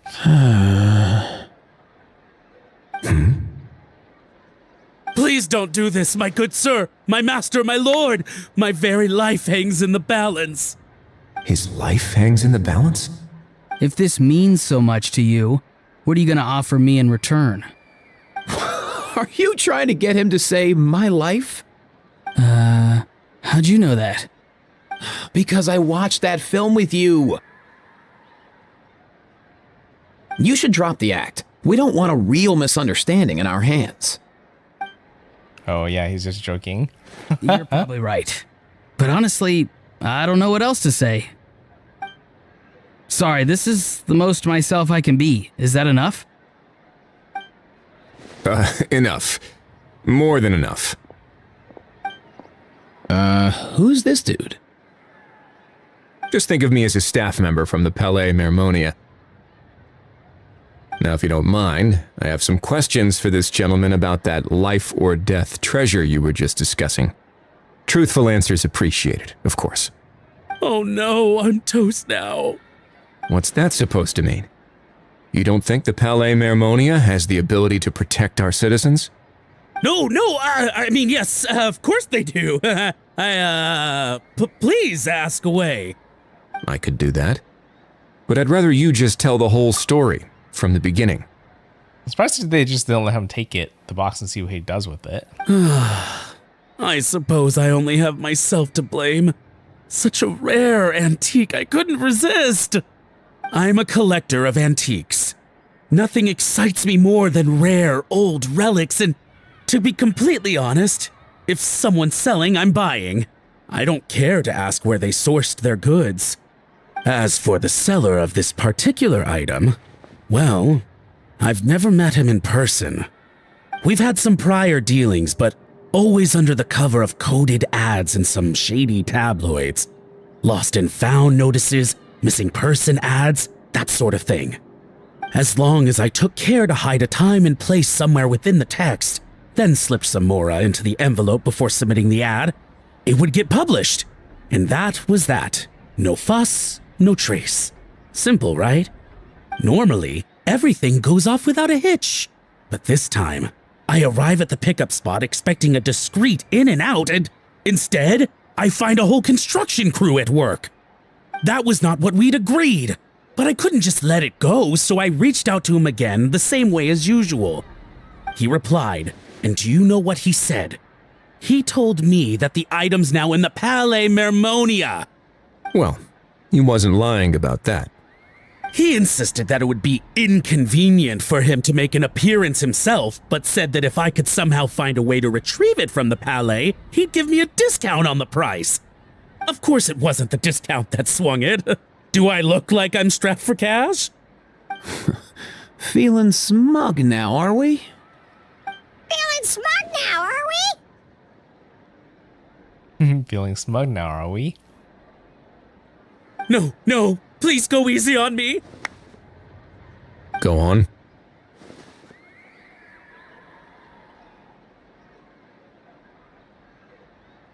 Where was I? Well, anyway, I thought to myself, seeing as the item itself came from Natlan, it would make more sense if I could find someone from there to go retrieve it. And by a stroke of complete and utter coincidence, I just so happened to see these two young folks wandering around, so I'm so very sorry I underestimated the pair of you. I need you to clear something up for me. You haven't paid the seller yet, correct? And yet he told you to collect the item from the Palais Mermonia. Was he not worried that you just split afterwards? Well, to be honest, though I can't claim to know him very well, he, on the other hand, seems to know my name and where I live. Besides, this is a guy who managed to get his hands on an ancient Natlanese weapon. That's probably not the kind of person I want to double-cross. Fair. That makes sense. So, Mr. Please, just call me Argento. All right, Mr. Argento. Listen very carefully to what I'm about to say. It will determine how much of the rest of your life you'll be spending beneath the waves. What does he mean? Is he gonna drown him just like they do in those gangster films? Oh, I get it. He's talking about that place at the bottom of the Fontanian Sea. Shh, can it? Owing to your suspected involvement in the illicit trade of Natlanese relics, you're now one of the suspects in an international smuggling case. A trip to the Opera Epiclese seems unavoidable at this stage, but on the bright side, you still have one chance to make things right.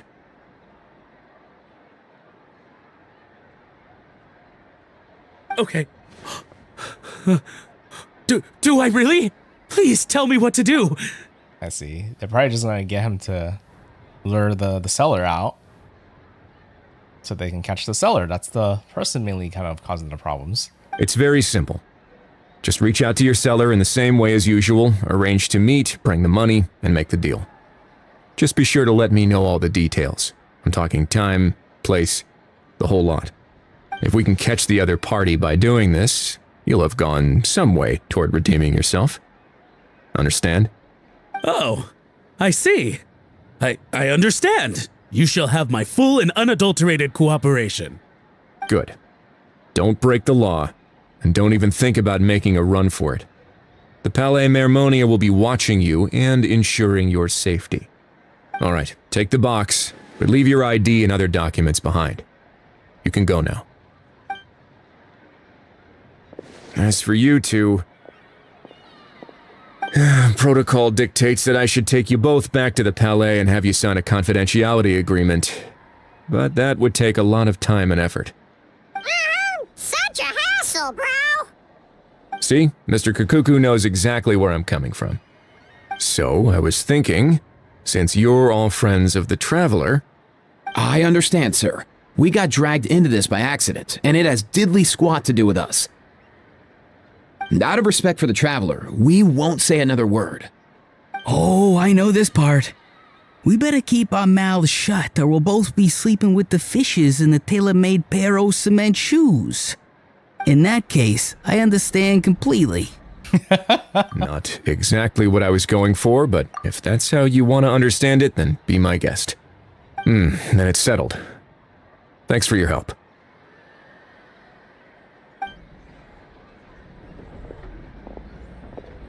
Boy, am I glad that's over.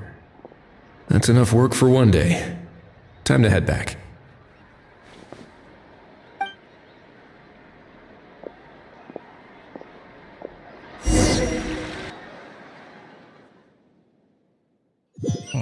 Wonder if the seller is gonna be... It's probably not someone we know, but... Ah! Risley's back! Yeah, I wonder what they're gonna be like. Judging by your expression, it must be good news, huh? It went smoothly, on the whole. As he recounts what happened. It all makes perfect sense, but somehow it feels like Risley has glossed over a lot of the bro talk. So basically, we hold off until Argento and the other party have set up the next stage of the transaction. Then we plan our next move. Patience will be key. I get that. It's like hunting. I'm just not sure the other party will take the bait so easily.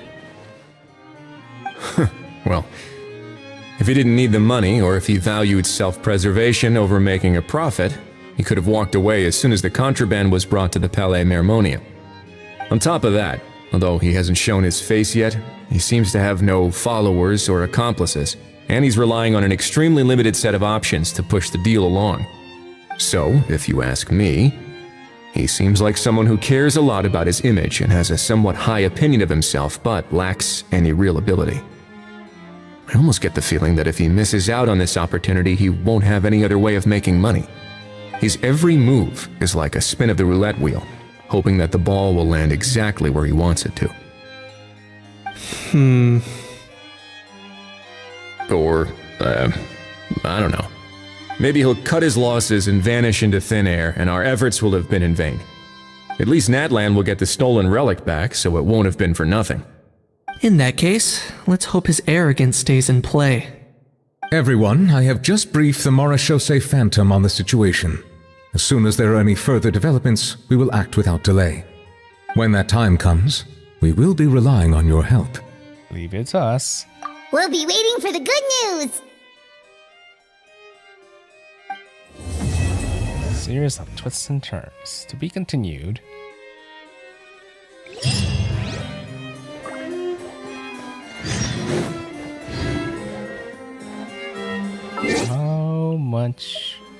How many parts there are? I think there's probably just one more left, right? Usually it's about 3.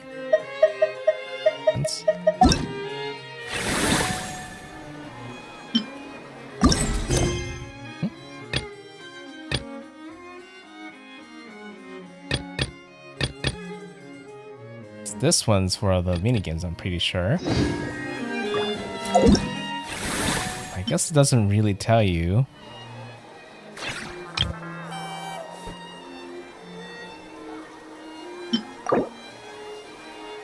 Yeah, it doesn't really tell you. But maybe it's because I need to also like accept the minigame part, and then it'll show me the rest. But yeah, most likely it's just 3 parts. Oh wait, let me go before we do a time skip. Let's talk to Nebleta and Risley and see what they think. On the topic of kidnapping cases, how exactly do we define the subject of a kidnapping? According to the regulations, I mean. Aside from humans, do pets count? What about sentient non-human beings? Of course, melazines go without saying, but what about a being like Kakuku? I am surprised that you are unfamiliar with the legal provisions on this matter. If I knew all the laws like the back of my hand, I wouldn't have ended up in the fortress of Meripede, would I?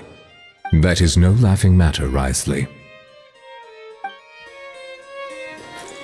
Huh, wonder why he asked.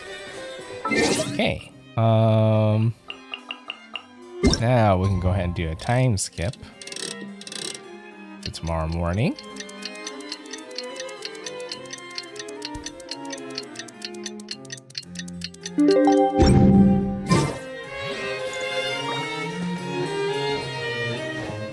Oh, the day after tomorrow, so another day.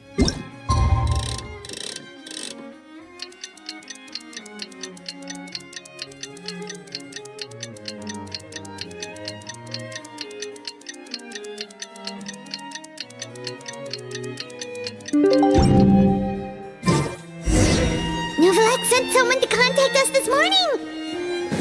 That must mean there's been some progress! No time to waste! Let's head out! So I guess out there.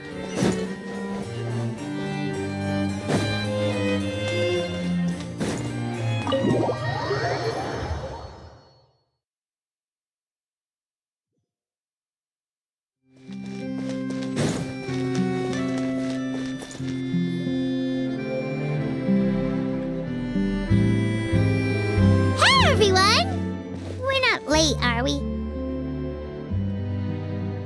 No, you're just in time. Well rested, I trust?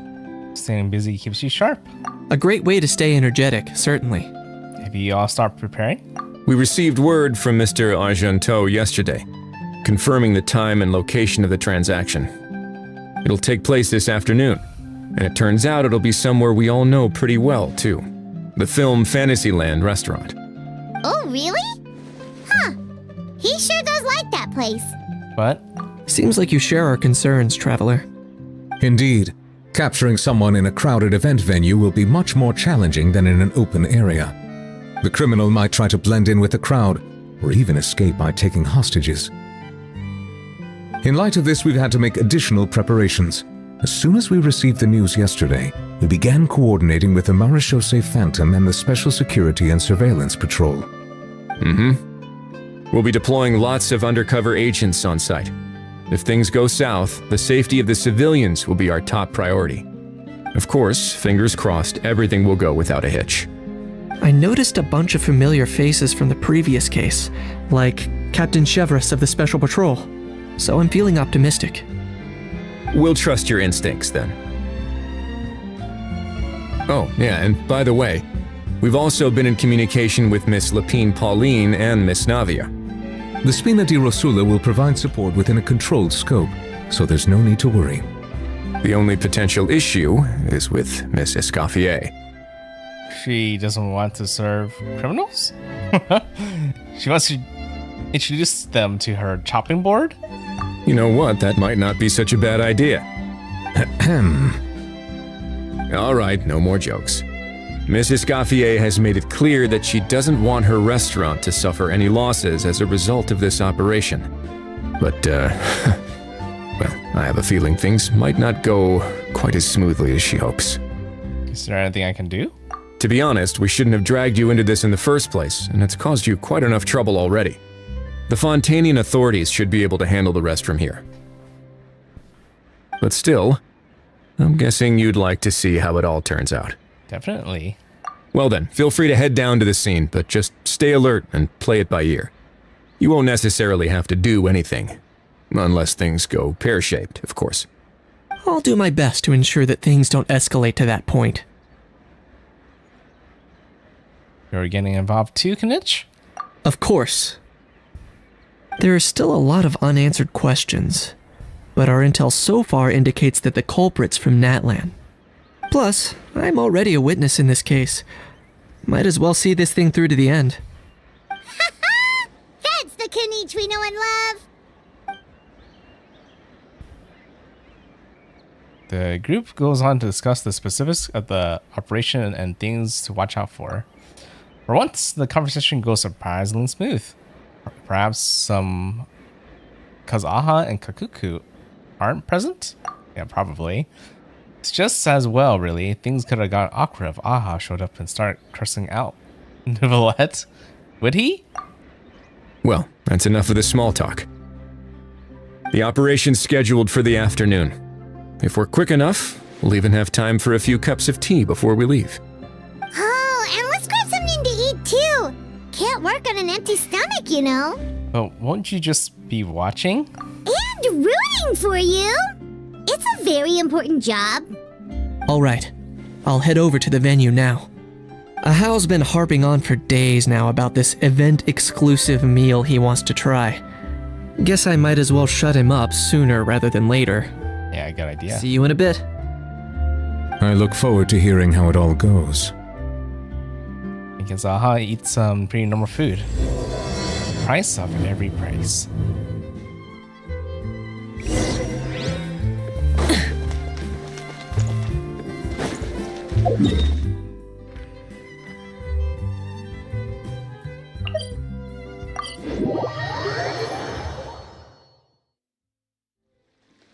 This beach seems to be getting livelier by the day. Thanks in part, surely, to the undercover agents. Traveler, Paimon's getting kinda hungry. Let's go check out the restaurant menu, shall we?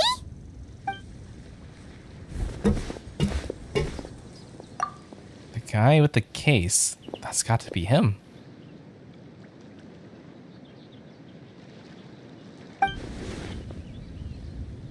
Alright, it's business time.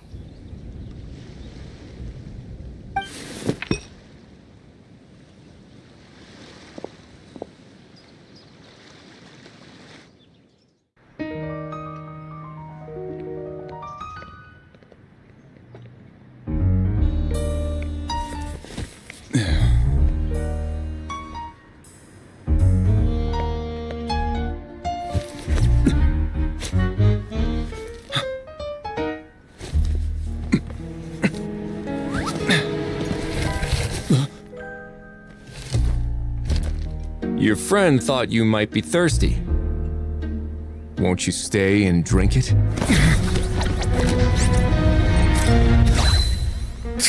Oh, it's there, actually there too? I tend to steer clear of drinks left out in the open.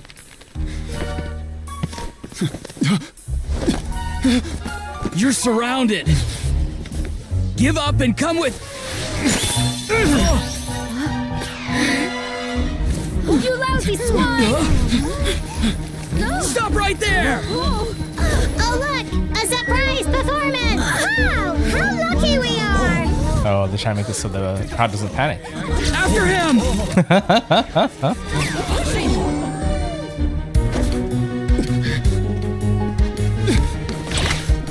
You think that when they have him surrounded, this he wouldn't get so far like this. Legally docked. This boat's not going anywhere.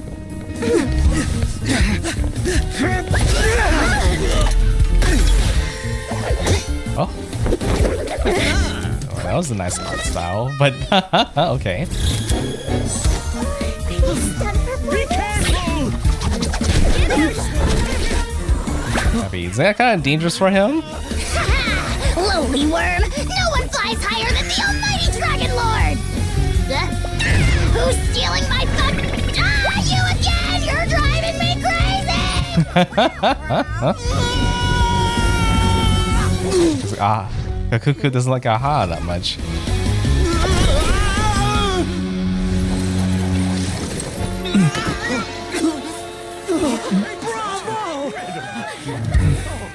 All right, that's a wrap.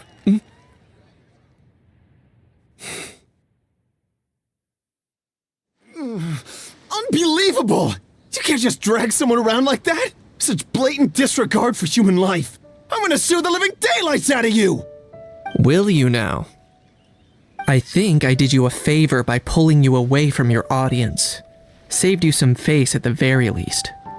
As for whether you were facing up or down along the way, well, that was your decision, wasn't it? Why, you...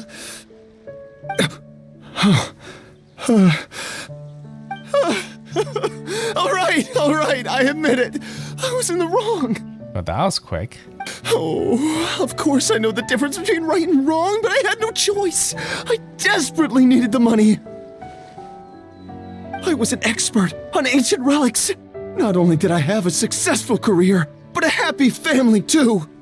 But my son, I never imagined he'd turn out this way.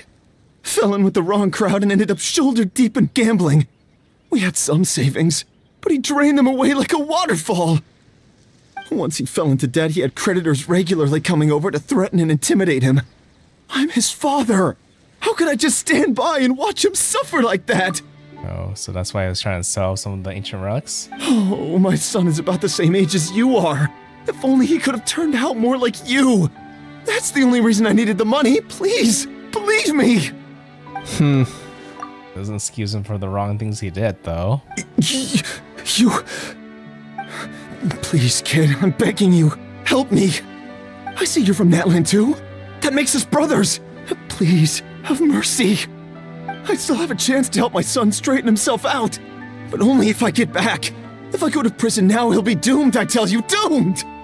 You know, it's gonna require some investigation to actually see if this story is even true. And isn't standing together and fighting for a better future what families do? Our fate is in your hands, young man. Please, have a heart. Something wrong, Kanich? Gone soft, have we?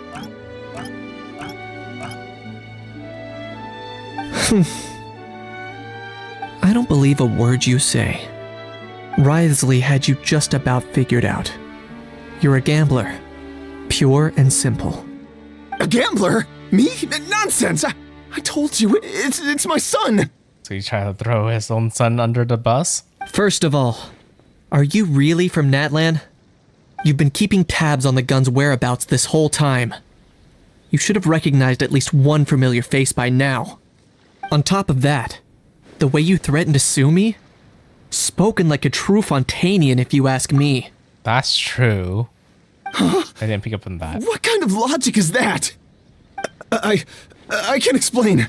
I actually grew up in... Nope. We already know he's lying at this point. Doesn't help him anymore. I don't want to hear another word. Ahow, here's your chance.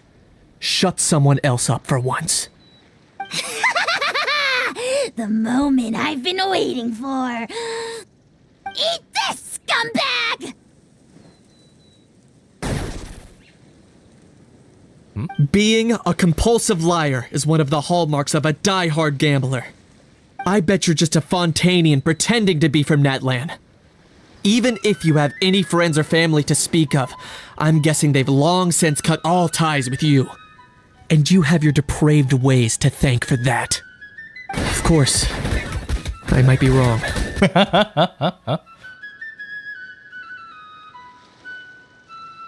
But does that matter? I'm just here to arrest you. If you're looking for an advocate or a shoulder to cry on, you're out of luck.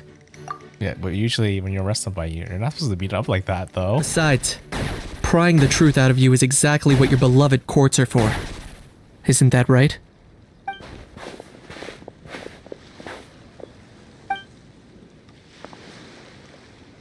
It's been a while, Mr. Knitch. A special patrol will take this criminal off your hands now. Many thanks. Please, I should be the one thanking you for all you help you've given us. And me? What about me? So rude. You should be bowing down in gratitude to the almighty Dragon Lord. As you wish. I thank you too. And also to Mr. Kakuku for your show-stopping performances. Hey, what do you mean? Hold it right there! Are you okay, Knitch? Don't worry. I'm fine. I wasn't the one who just got dragged all the way here. You seem a little upset just now. Little Knitch, thinking back to when you were just an itty-bitty boy, Knitch, aren't ya? Was he up to no good at one point too? Ah, don't start crying like a little baby. I am the almighty Dragon Lord! No servant of mine will be seen acting so weak and pathetic in public! What are you on about? Bad, aha, bad. Still, I suppose there's no point hiding it from you. To put it plainly, I can't stand gamblers. It's probably more like he knows somebody that was like a gambler, so that's why he just knows how they're like. Is it one of his parents? They're the most irresponsible people in the entire world. No respect for the principle that you have to give in order to get. They'll tell 1,000 lies for a single coin, deluding themselves into thinking they can use it to gamble their way to a vast fortune. But we all know that even when it looks like you're getting something for free, there's always an unseen cost. In the past, I also ended up paying a price for my father's gambling losses. I don't want anyone else to end up in a similar situation if I can help it. Knitch. Wasn't expecting this to come out like this. Don't feel sorry for me. I certainly don't feel sorry for myself. They say that people are shaped by their past. And since I've made it this far, I must have done a lot of things right. We should never punish ourselves for the mistakes of others. Instead, I choose to remember the moments that helped me grow. Like when I first learned to use a grappling hook, or the very first time I yearned for knowledge. I get it. Yeah, I believe you. Let's get going. If we don't head back soon, we'll cause more unnecessary worry.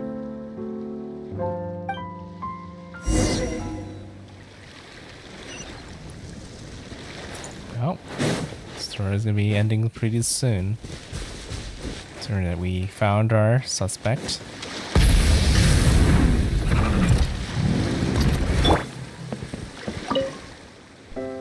Yay! Traveler Kanichi, you're back! We just saw Chevro's taking the criminal away! She looked pretty pleased with herself.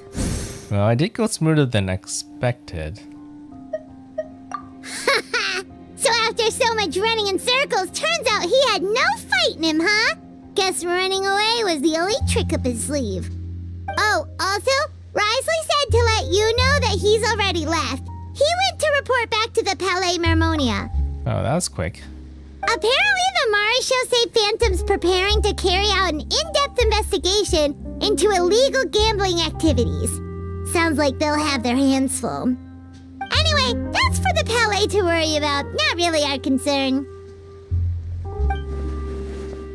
Judging by how fast the Duke took off, I'd say he was avoiding my camera. Oh yeah, I forgot about that. Sorry, but I guess I'm used to that by now. Hey, it's not like you to give up so easily, Charlotte. Hee, it's fine. I got plenty of other shots back there. More than enough for a front page spread. On that note, this busy reporter needs to scoot. Those photos won't develop themselves. Make sure you pick the best shots of Paimon. Oh, already gone. Hope she heard that. You can trust her judgment, Paimon. She's a professional photographer. Yeah, you're right. But what took you all so long to get here? Did something happen? Aha boinked his head and started crying. What? Rumors and slander! When have I, the almighty Dragon Lord, Kahulahau, ever sunk to such sniveling? Yeah, if I went with the other route, that would be more unbelievable. Often, actually. Anyway, what's next? To be honest, I haven't decided yet. At the moment, I've got nothing urgent to get back for. And, in any case, the court might need me to testify again. Oh yeah, probably. Plus, that gun's still a key piece of evidence. I'll probably have to wait until the case is closed before I can return it to Natlan. So, I guess I'll be sticking around to enjoy the beach a little longer. Sounds like a nice little vacation. Quest complete. Is it ready to be continued?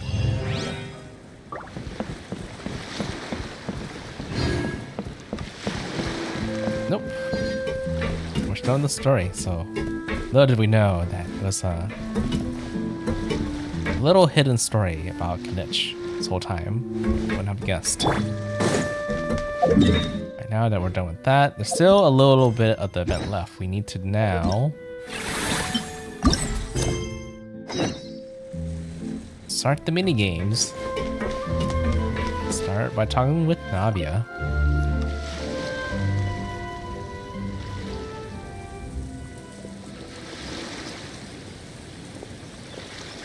Traveler, it's you!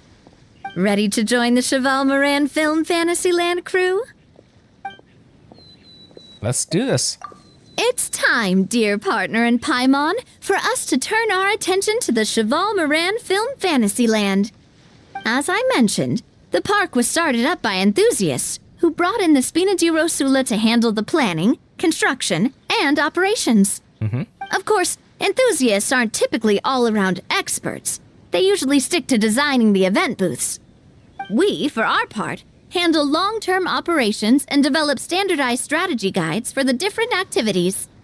Long-term operations? Strategy? It all sounds so complicated. We spend most of our time adventuring and we barely have any experience running a stall. Do you think we can handle this? Every big boss went to business school, you know? We've done plenty of business ourselves. That's more like it. You've seen it all before, haven't you, partner?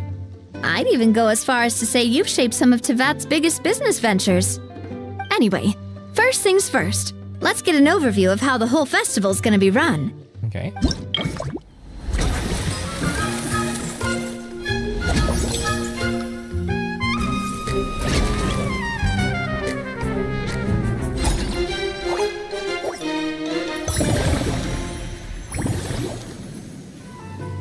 As you can see, our fantasy land's a bit like a sugar-free macaron right now. Several areas are still under construction.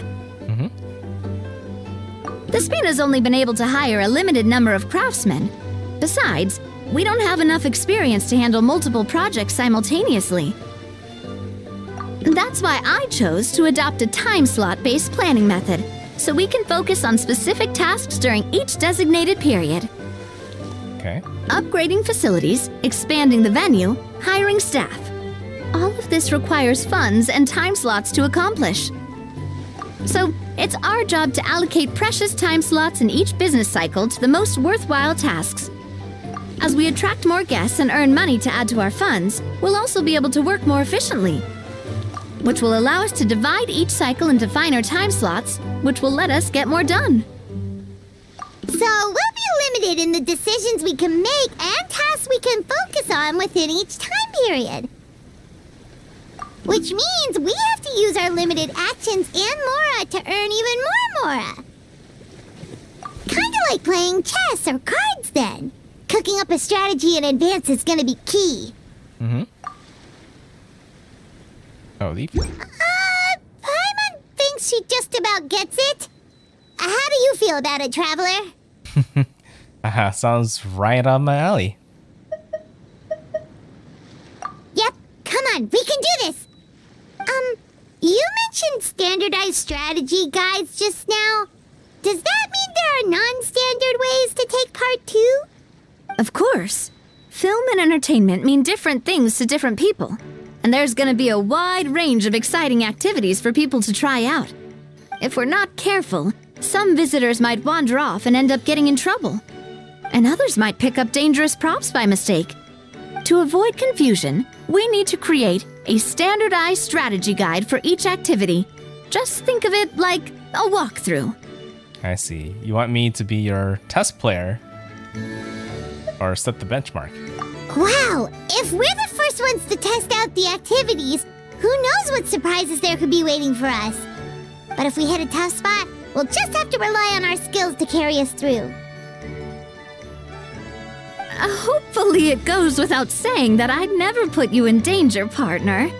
I carefully checked all the existing activities before you arrived, and I can assure you that they're all perfectly safe.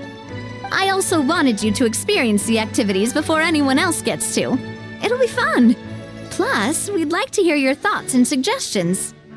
Oh, those are two things Navia is best at! Making people feel safe and having fun! Great! Well, I can't wait to hear what you think. Your input is super important to us. All right then, let's start with Eclectic Escapades and put our first guide together.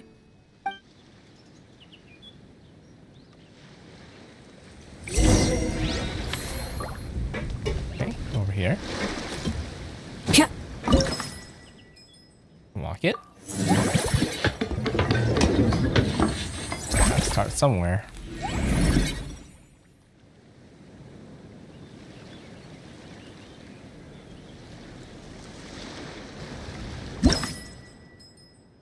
For a standard strategy to ensure smooth running of the facility. Okay.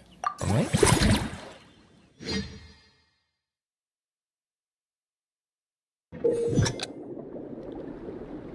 Collect the required number of Metro coins to reach the destination to complete the challenge.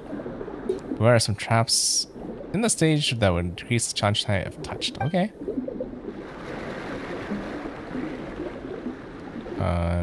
Celebration rings. While they are diving or gliding. You could spend using these skills, but you could use them to dodge obstacles or break through terrain. Okay. Didn't know I was actually gonna play a obstacle course like a mini game from this.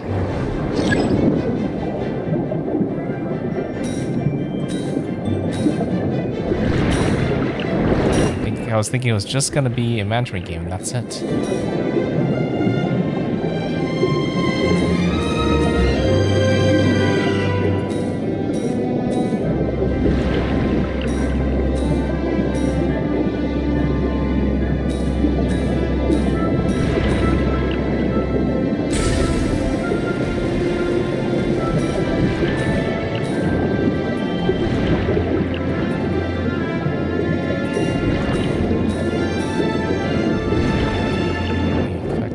Ones you needed.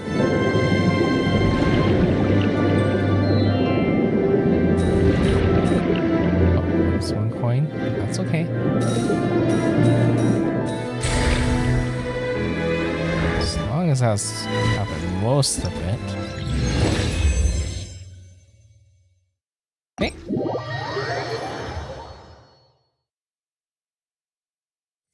Hopefully not each of every single stands are all minigames, are they? Both of you seem even more excited than before. Looks like your first trial run didn't disappoint.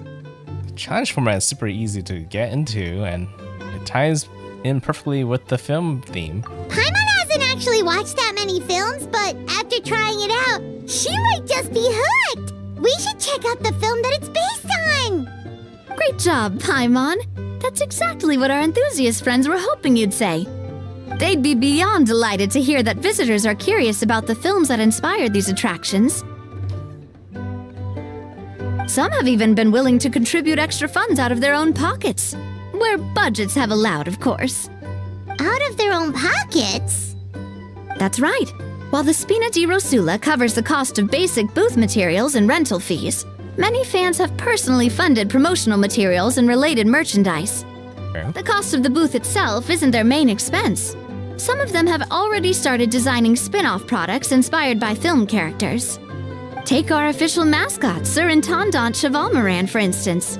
She won second place in the last most popular character poll for the comic film category, and was even dubbed the pinnacle of round, bouncy cuteness. Many people have expressed interest in designing cushions based on her image, using the highest quality fabrics and hiring the most skilled artisans to mass produce them. These cushions will officially go on sale at the next convention alongside lots of similar products. Now that you mention it, I kind of want one too. Shouldn't Farina be getting a sizable cut? It's based off of her, right? Don't worry. As Surintendant Chevalmoran's guardian and official image rights agent, Farina's already getting 60% of the sales revenue. Wow, that's quite a bit. After all, the fans are doing this voluntarily. Not for profit, but to promote Surintendant Chevalmoran's adorable image. The more Mora ends up in Farina's purse, the better Surintendant Chevalmoran's meals will be. And who wouldn't be happy to hear that? Oh, Paimon likes the sound of that.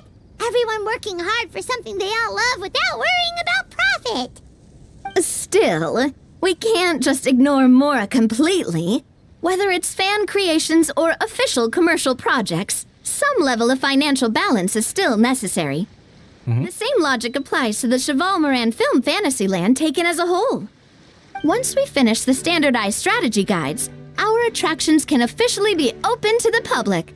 But we can't take personal charge of the ticketing process. There's plenty of work to do at the various booths, and the park itself is a work in progress. We'll need to assign dedicated employees to maintain and manage each attraction. There's a recruitment section on the park's bulletin board. We've received many applications, and each candidate has their strengths. Our job is to match the best candidates to each attraction based on their overall performance. Once assigned, the staff will keep the attractions running, ensuring a continuous revenue stream. Wait, so we've suddenly gone from being playtesters to heads of human resources? That's definitely a first for us.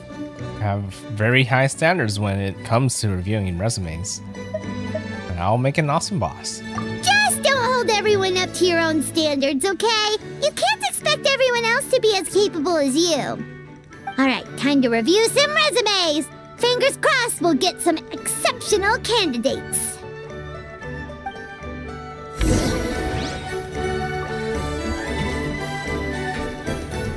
hire employees. Here. Oops, sorry. I'm just trying to go back by. Okay, let's see. I might have to pick this one. Work experience. Follow in development for the Fontaine Research Institute Stabilization Mechanism project.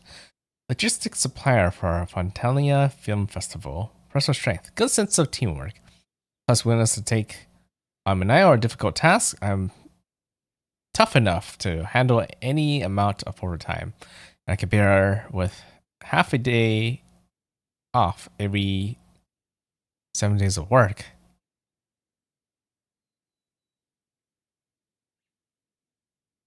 Just half a day. Wow, this is like quite the hard worker. Salary expectation. I'll be grateful for a basic. I'd have to scroll down. Oh, well, yeah, I can't. I can't make any other control on this. So I guess we'll just continue. Okay. She sounds kind of like too good to be true, but man, does she also sound very overworked. Looks like this particular employee is really getting into their role. Wishing them success on the job. We monitored their attendance closely. No, I don't need to do that, especially considering how hardworking Sharia sounds. I don't think I have to watch her that close. You're both doing great. You sound more like bosses than I do. In any case, with this, the Chevalmoran Film Fantasyland is now officially open. Running a theme park is a long-term project. You won't make much if you try and rush it.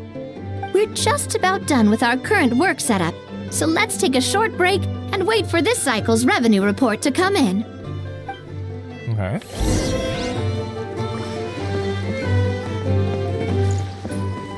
And the current operation cycle. Is there anything else we could do?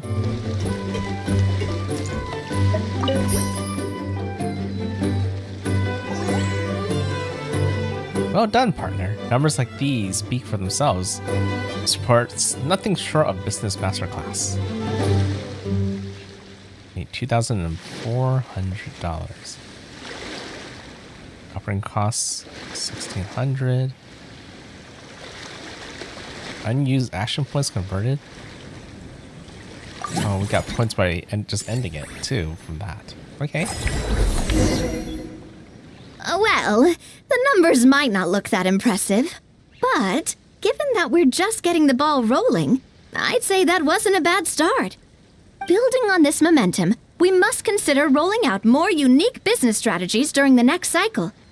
To draw in the crowds, I've invited one of Fontaine's very own celebrity chefs, my good friend Escoffier. She'll be performing right here in the amusement park's restaurant. On that note, let's go catch up with her. So, is the restaurant part of our business strategy too? There are so many layers to this operation. Okay. Let's see what she's up to. What are you cooking? The restaurant is up to standard, and the waterside location will make for a unique dining experience. The beautiful scenic reflections in the water create a stunning backdrop, lifting diners' spirits and allowing them to truly savor their meals. Ingredients, check. Cooking utensils, check. Looks like we're ready to rumble. Hey there, Escoffier! Oh, my employers are here. The president of the Spina di Rasula, plus the famous traveler and Paimon. I must say, you seem a bit overqualified to be running a film-themed amusement park. I'd say that if anyone here was overqualified, it would be the former head chef of the Hotel de Boer. Wherever you walk, the aroma of fine cuisine follows in your wake. Yeah, very true. Let's get back to business. I'm guessing you want the traveler to help me decide the theme dish for each cycle, right? Theme dish? This is the business strategy I mentioned earlier. Using Escoffier's top-tier dishes to attract more visitors to the park. But this isn't just about attracting visitors. Her culinary masterpieces will surely have other surprising effects. Just imagine, Paimon, if all you needed was a single ticket to enjoy all the attractions and taste all the legendary food. Wouldn't you be tempted? Then Paimon come every single day. Do you do annual passes? I'll find a way to live here. Now, here's the twist. To get the most out of this strategy, the menu can't be made public. Based on research by a certain food branding consultant, many restaurants have started offering a special chef surprise dish. So give me some inspiration every few business cycles, and I'll decide on our next themed dish. Now then, give me your hand. My hand? I had no idea inspirations could be physically transferred. A warm and energetic feel. Your hands are calloused from wielding your sword, but still quite delicate. When you grasp its hilt, it's like you're holding the bow of a violin. Oh? A sword, then. The theme this time shall be strength. Oh, so she's like a hand reader.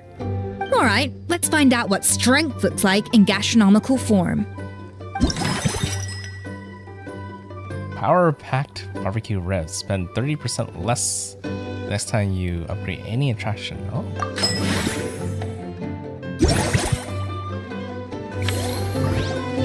I've refined the sauce for these barbecue ribs. It's a richer flavor than the classic version, but not at all greasy. The mint extract in the seasoning leaves a refreshing aftertaste, perfect for indulging yourself after a fun-filled day. But if you ask me, I'd say the artisans need these more than the guests. The artisans? As I'm sure you've noticed, this park isn't quite finished. A serving of these barbecue ribs should help the artisans replenish their strength much more quickly. As their bosses, you have an obligation to provide meals for them. So why not invite them to dine here? Who knows? The morale boost might even improve their productivity. Oh, good idea. Oh, if I recall correctly, you once served up some special fish and chips for the porters over at the Fleuve Centre. For several days after, the workers were all incredibly efficient. They'd finish 8 hours of work in just 5. And then, because they clocked out early, they'd come back completely refreshed the next day. Then there's no time to lose. Go invite the artisans over while these ribs are still hot. I'll prepare some side dishes and desserts too. That's a great idea! You really live up to your reputation, Escoffier! Looks like these themed dishes are gonna make a huge difference after all. We'll have to make sure we check in with you regularly. The artisans are pumped and ready to roll thanks to that themed dish. And perfect timing, too. Let's take this chance to take the facilities of our eclectic escapades to the next level. Oh, so we don't actually get to see the food. Oh well. Yeah, barbecue ribs sounds pretty nice. Who wouldn't love free barbecue ribs? Upgrade.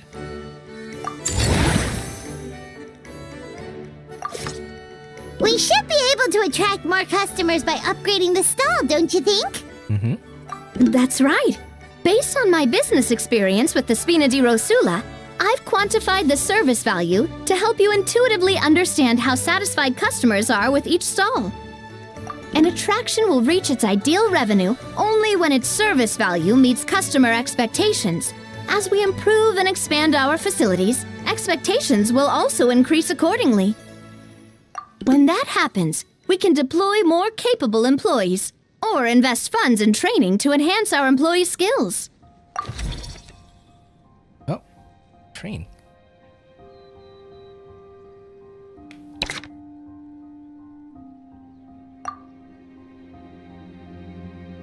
I feel like that didn't really go up that much. Okay.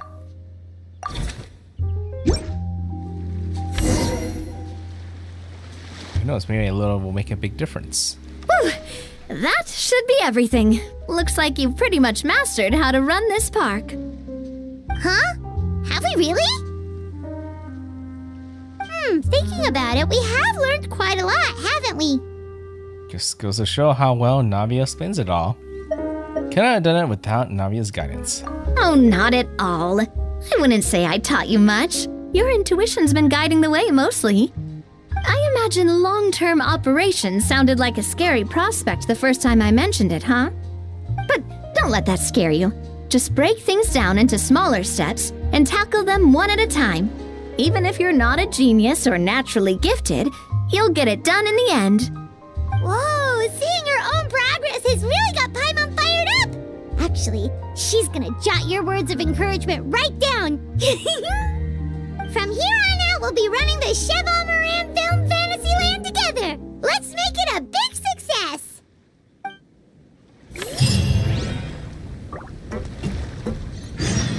Okay, finally done with the tutorial.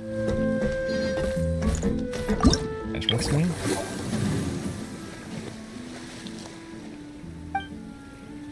Yep. Right.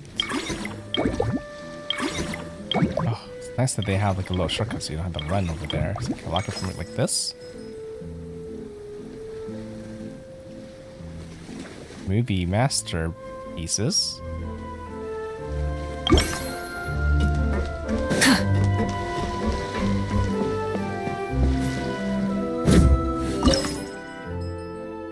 Lock. More places means more money, right?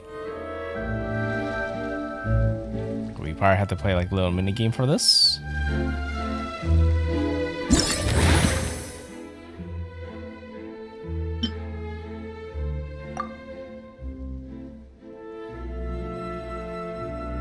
Strategy. This is part of the mini game right here. Is it all gonna be obstacle courses, or is it gonna be different every time? It looks like it's different this time. So you probably just need to play the mini game once for each new stand you unlock. In this challenge, you must approach the barrage, find devices to destroy it, use your special ability in the right moment to avoid the barrage more easily and get closer to target devices faster.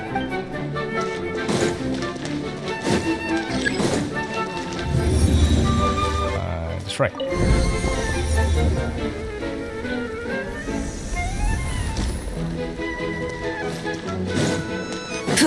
Like a Will of Hell game. Oh, this gets tricky right here.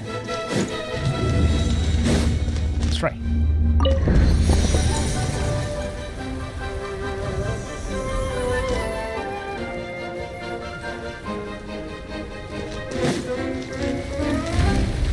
Ah.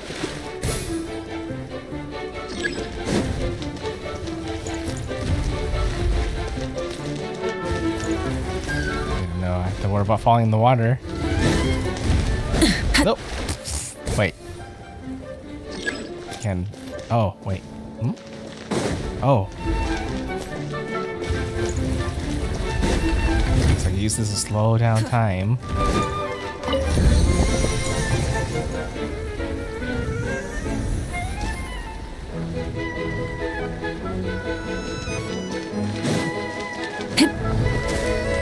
Ouch.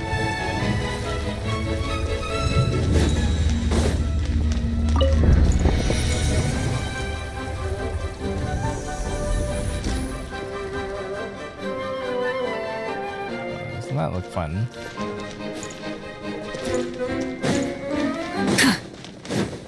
Oh, nice.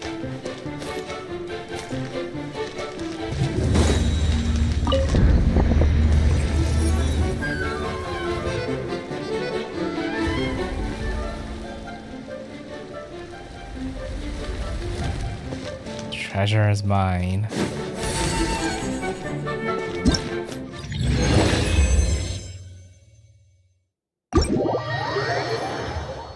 Seems like I did good.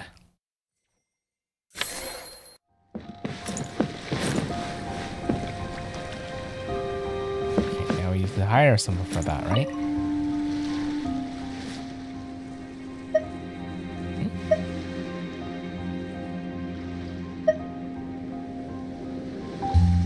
we'll save it later. Gotta get...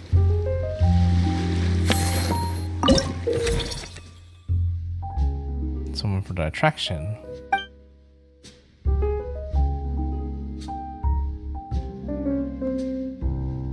What is who you've hired but haven't signed to as you yet will still require a salary. So they have to make sure they do their part.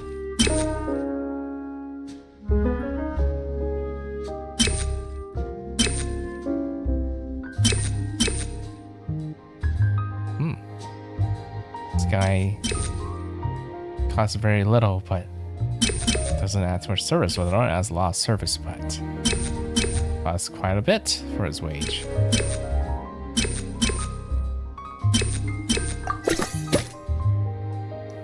Hey there, I'm an action movie actor. I'm here on my director's invitation. I brought my brother and sisters along to have fun. This place looks great. Novel scenery, great views, and welcoming guests. But it just doesn't feel right to have fun all the time, so I figured I gotta do some work. Don't let the mercenary label fool you. Our client demands protocol, poise, and polished demeanor. And we master them all, right down to our eye movements. Bottom line, I'm a fit for most roles you got, so hire right away. Huh?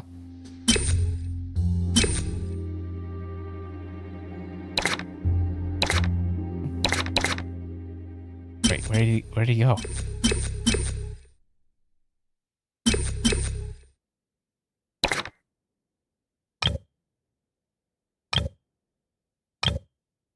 I meant to just read him, but I didn't know I would hire him right away. Guess you're going in here then. How much did you cost? One.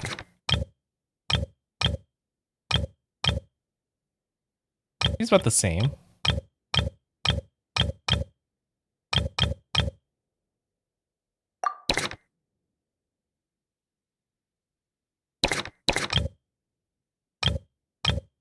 Okay, they are been trained to the max level, so don't have to worry about that.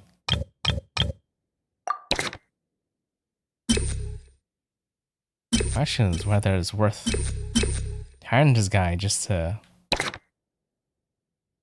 fill up the slots. Oh, actually, it has to be unlocked, so I can't actually do that. So, I guess that's it for now.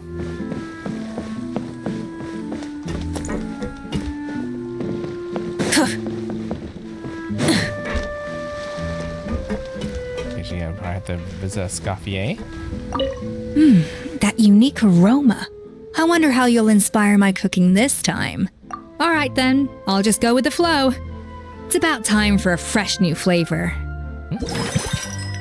Being restaurant is also a cornerstone of the operation performance. At certain intervals, the specially invited master chef create new themed dishes based on inspiration giver.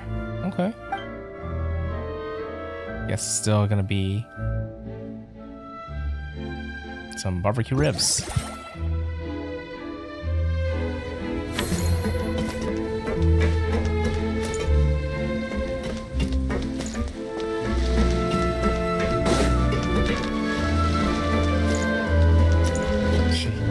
Just chilling? You've got this park off to a great start, partner. The ball's really starting to roll, huh? I can't wait to see how it'll all turn out. How exciting! I'm trying to think if there's anything else I could do to upgrade the park.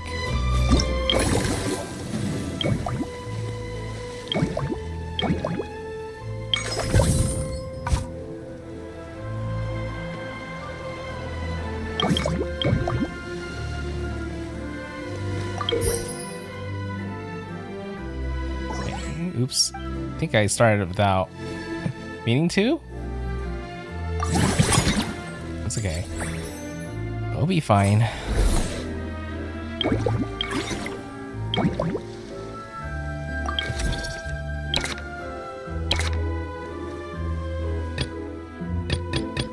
All for this bow.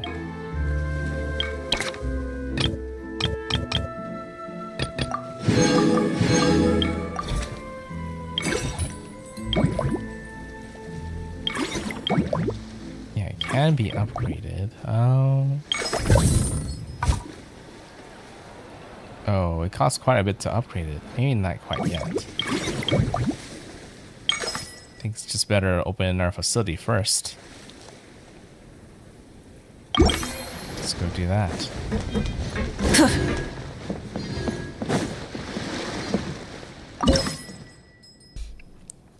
Light-hearted, humorous films can put audience in a good mood for the rest of the day. None more than those feature adorable animals. Such a whole host of fluffy friends have been invited to stay at the amusement parks. Residents for guests to interact with. Okay. Might as well.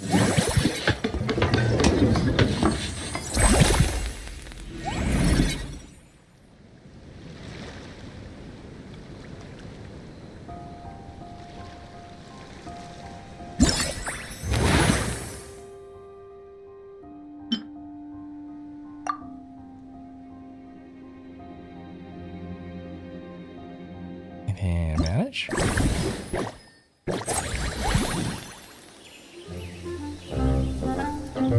Manage major manner is the leisure spot to which animal friends may be invited. Satisfaction based on the layout of the accommodations. Okay. Living habits. Do the pair them well together. Okay. Once you invite, we'll stay in the manor. Don't forget to say hello. Okay, guess we're just inviting some. Oh, seems like gacha. I don't think I have any more to spend. Oh, is this? What's that game called? The one where you fit cats in a box? It totally makes me think of. These people who play that game will have kind of like an advantage.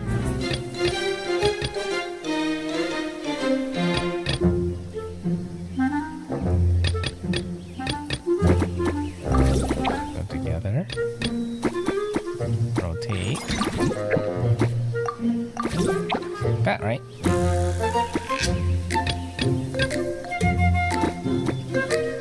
I don't think I can put this anymore, so yep, I think that's all we can do.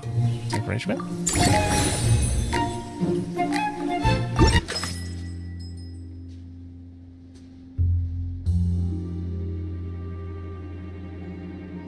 Then we need to get new staff.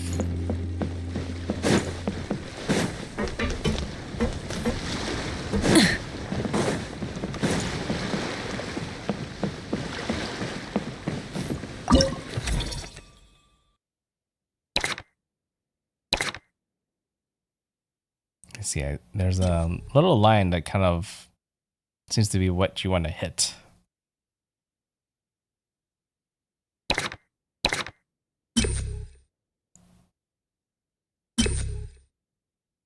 Which means we probably want the person who's more experienced.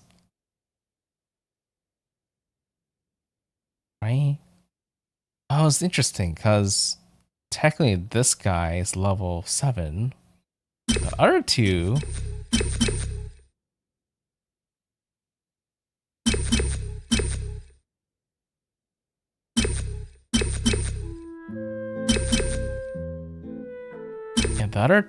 are lower level, means they have more potential. But I think we need someone that knows what they're doing right away, then get the smaller guys in later.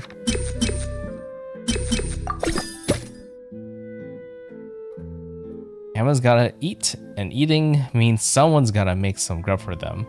Only right to pick here is a chef, like yours truly. I'm a dab hand at whipping all kinds of whimsical dishes, and my mates always tell me there's a good chance they're better off as animal feed. That's a little bit sad for that guy. Okay, so that's exactly what this is. Captain's gonna do. At ease, kiddo. I'll make sure to pick up only the finest ingredients. After all, our animal friends deserve healthy and hearty feels. Wouldn't you say? Yeah, I was like, huh. I'm pretty sure a chef isn't what we're looking for, but you put it this way, I guess so. get you... Okay, they're already there. I think we hit the bottom base requirement at least. Can you be trained? No, they're all max level, I think.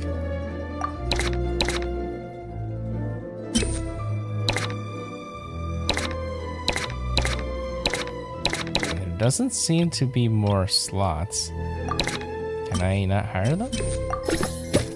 Oh, you're recruited. Well, we're about to see. To the esteemed manager of the Chevron Marin Film Fantasyland, this humble Constantin is but one of Fontaine's most up-and-coming novelists. With extensive film watching experience, and he earnestly hopes to secure a position in your most distinguished project. If you were to offer me a place where I may showcase my talents, you have my extensive skills as a storyteller to help visitors swiftly immerse themselves in a wondrous park. Have me as part of your story may be sure to pay in sequels upon sequels, so to speak.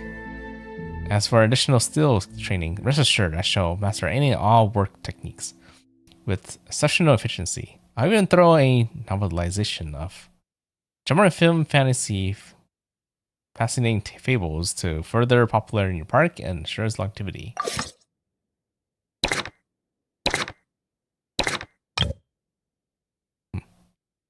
Yeah, but there's no space. Unless there's a way to upgrade.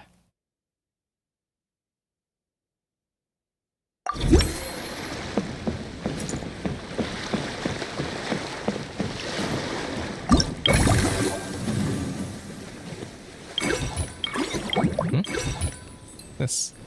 Oh yeah, food. Oh, I have more options. Revenue.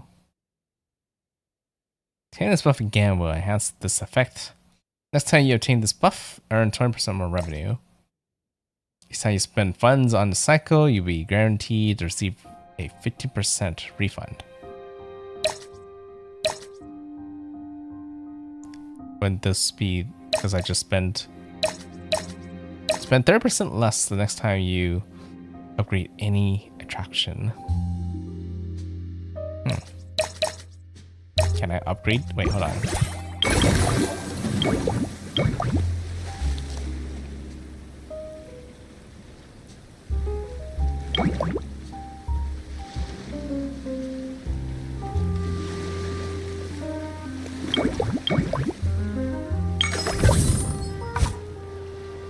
Upgrade 15.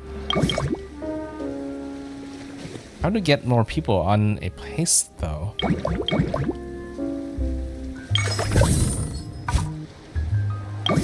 That's 15. That's 30. 15. So probably one of these.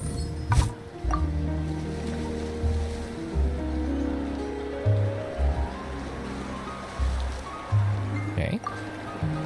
Oh, do I not have enough? 15. Oh, because I'm out of action. Okay, well.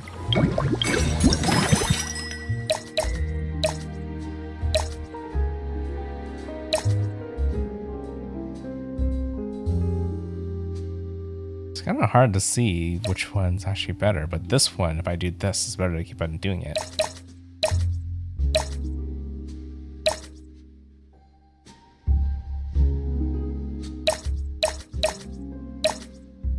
I feel like I did spend a bit, so maybe this for now.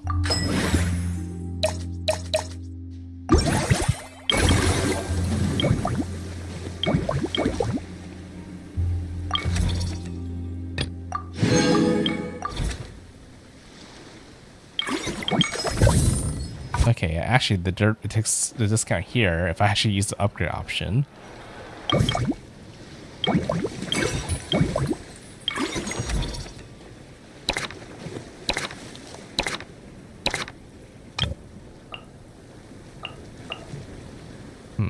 How much does it cost to upgrade you all the way?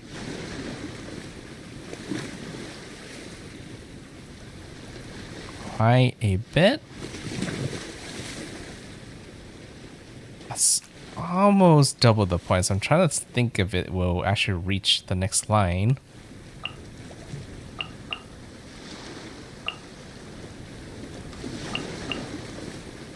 dismiss.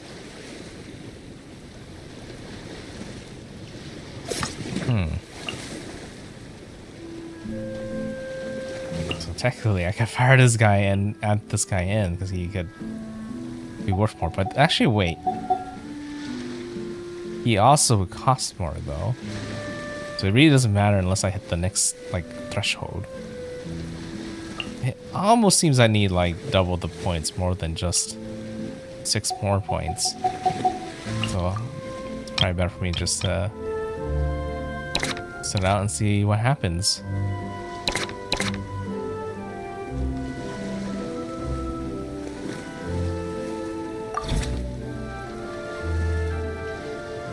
Okay, if that's the case, then I don't actually need you yet.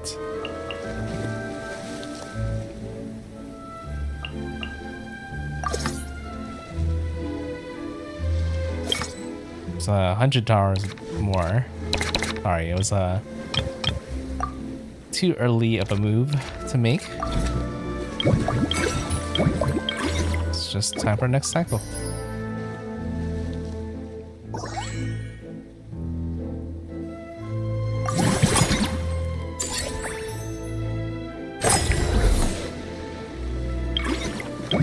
All can be upgraded.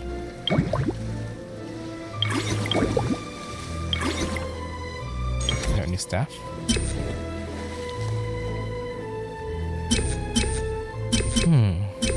Bit of. They're all kind of the same.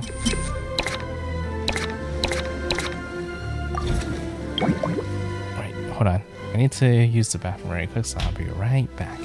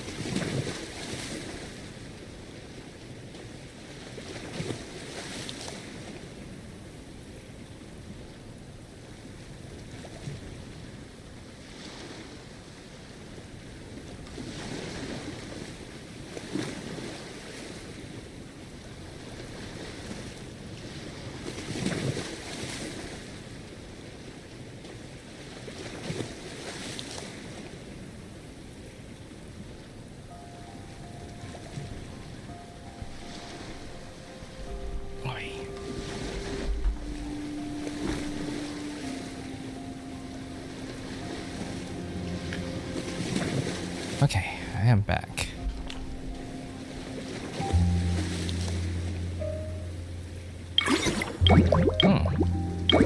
Okay, wait. Should probably use some upgrades.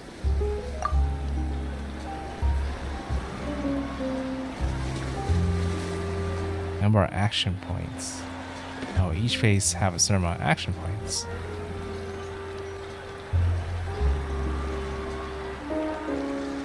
Let's go out and upgrade them all.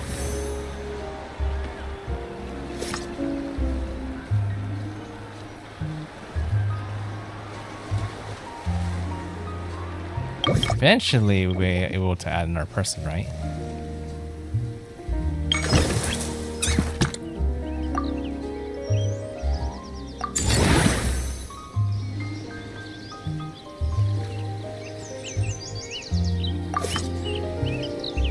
Facility can be expanded after upgrading. Is it the same thing for the other place?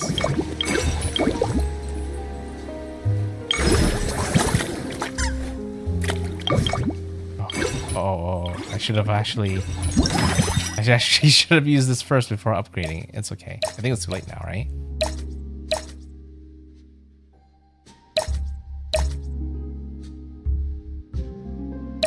Each time you spend the cycle, you receive guaranteed to get a 50% refund. Upgrade the same attraction 2 times. It increases revenue for the current cycle for 60%. Oh, okay. So maybe I should have actually ate first, then figure out what to upgrade. Next time.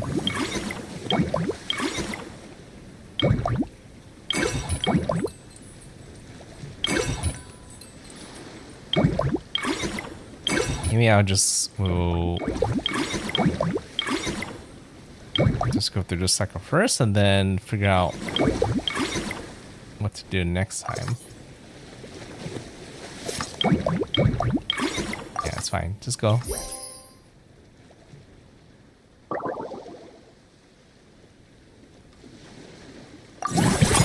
They're saying I should always use the action points.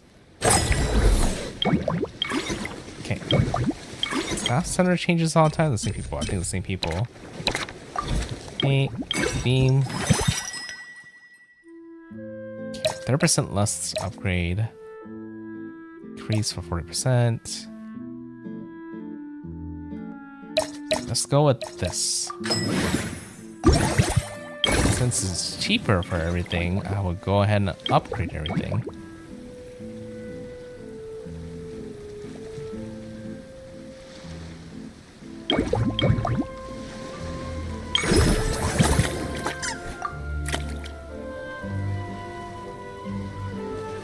Great.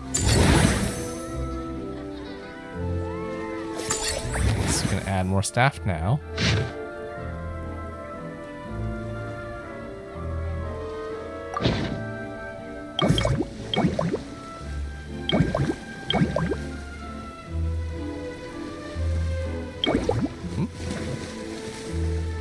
Unhappy? Oh, it's probably because of the requirements increase when it's bigger now, right? Before I go like too crazy with expansion, everywhere I will hire you.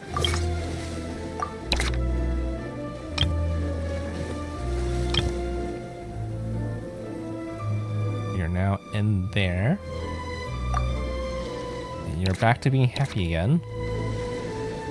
Now I'm also kind of wondering if I can upgrade you. I need to meet the next threshold.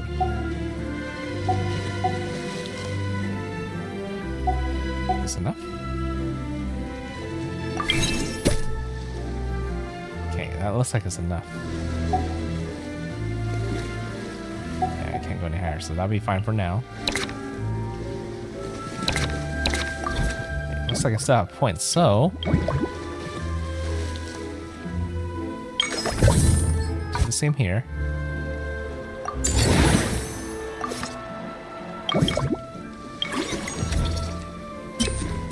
Okay, another movie person.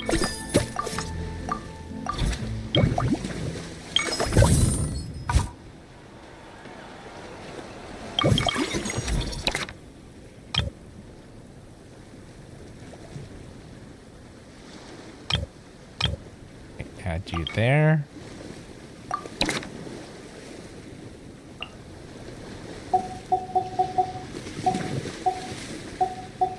Should be able to meet the requirements for this.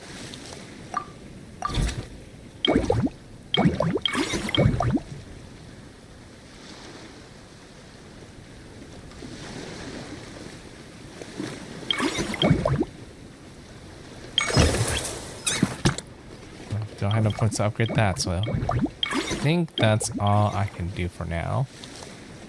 So let's go and continue.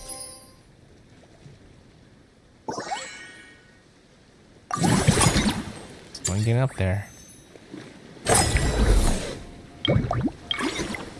Okay, strategy.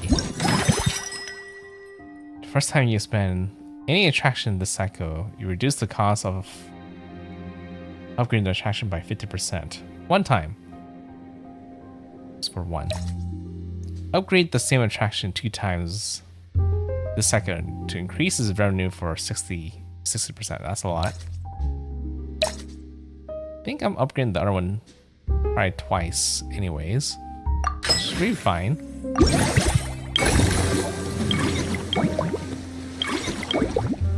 Okay, let's go ahead and upgrade you.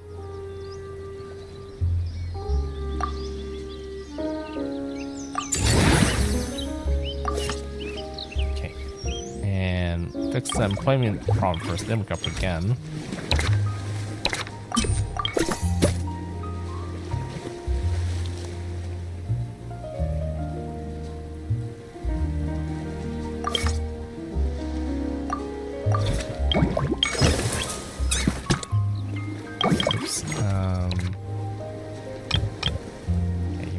There. You need to get training. There we go.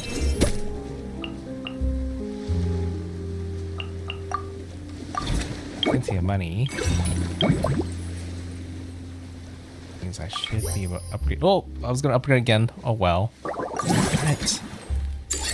That was an accident. I wish they would like pop up with a "Are you sure?" before it goes with it. It's okay. Movie masterpiece for 40%. Spend 100% less for 5 play training sessions. That would have been nice last round. The first time you expand any attractions, the second reduce the cost by 50%. Here, let me go with the movie masterpiece. And we would just focus on upgrading that.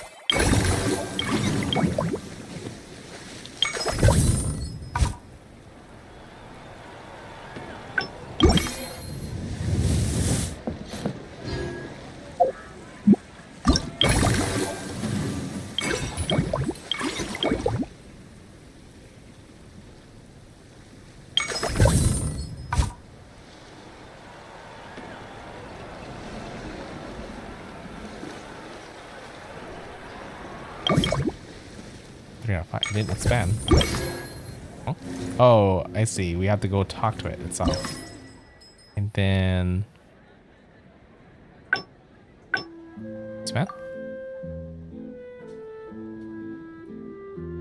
Let's see, it's a new mini game. Let's see how it is.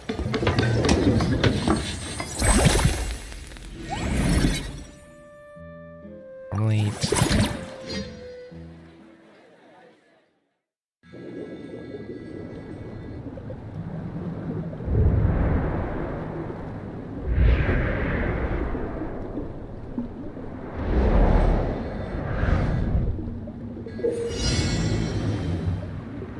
On time. Okay. Is that a new ability thing? Let's grab that.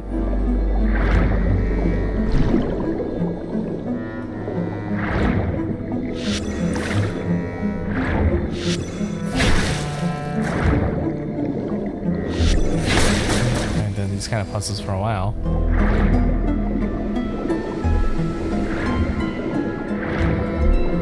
I see what they mean by slow time.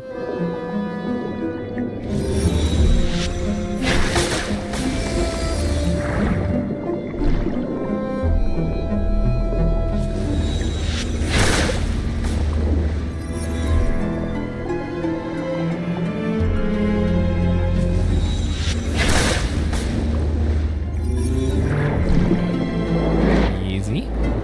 Now for the racing part.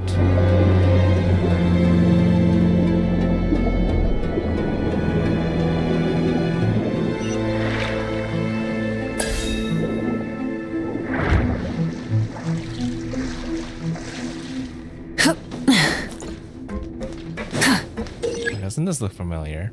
Use special ability to slow down time in the scene, easier to hit the gauntlet target. Okay. Activate. Hit all the boxing targets. Like these?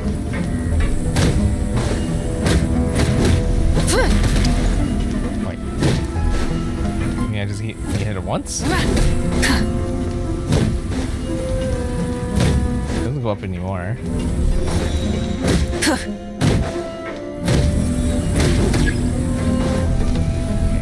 It's just each of them, which is fine.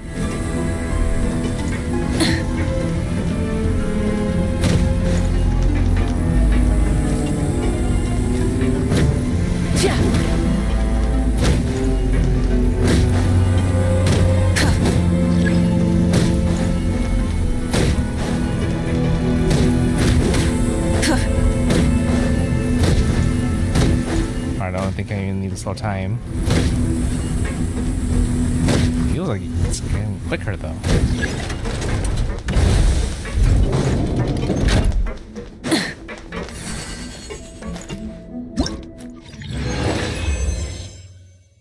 Okay.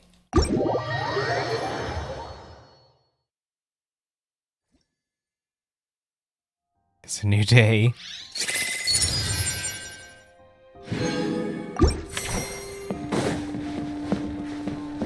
That's fine. Okay. Now that we have that upgraded, or can be upgraded. Great.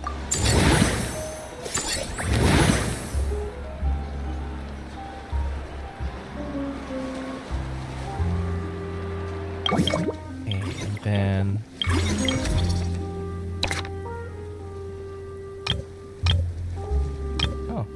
didn't completely upgrade correctly.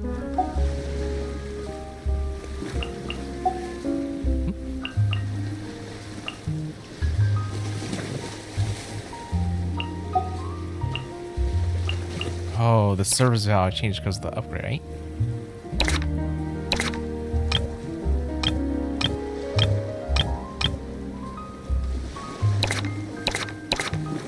I need more staff. Oh, I can't really fit more staff in the first place.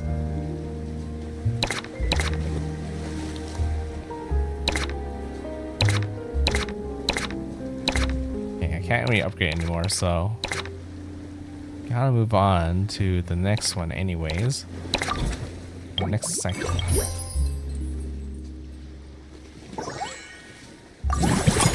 A lot of money though. Okay, strategy. Upgrade the same attraction 2 times, increases revenue by 60%. But given what we know on the last one, it's a big upgrade on all of them right now. Besides the one I just upgraded, but don't want to upgrade that one quite yet. 110% more.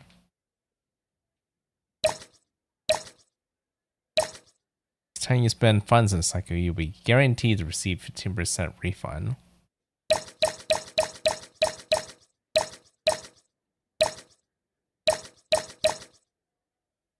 Maybe we'll go for the more revenue for now. We'll make this round a bit easy.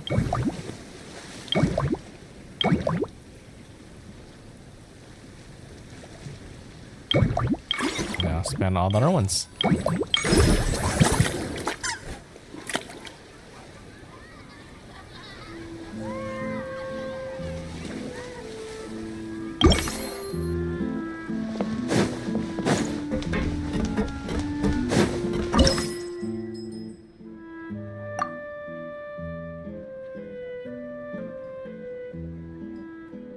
Expand.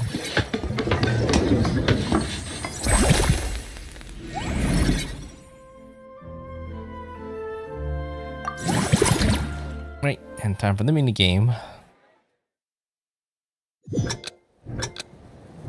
That they combine everything, the marketing part of the game, and then the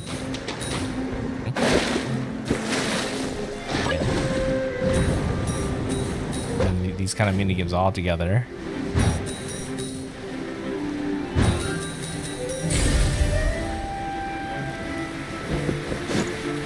That's a lot of coins I have to collect in 5 minutes. Oh, it does help when they're all like kind of grouped like that.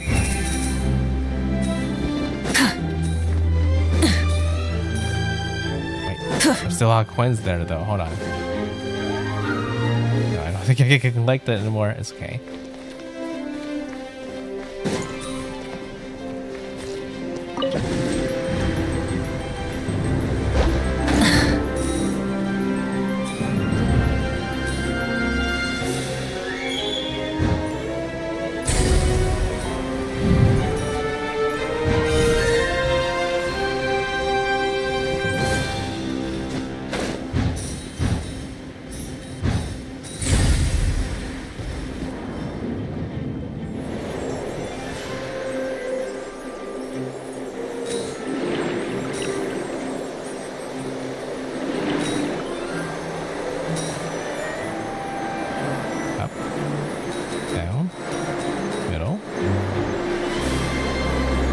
RG do?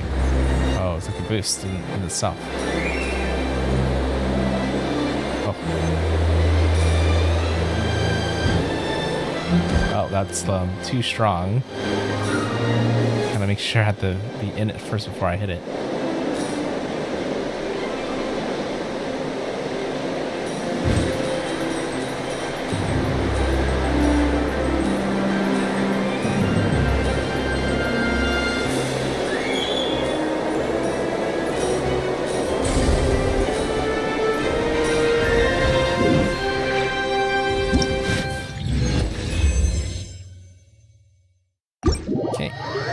Upgraded now.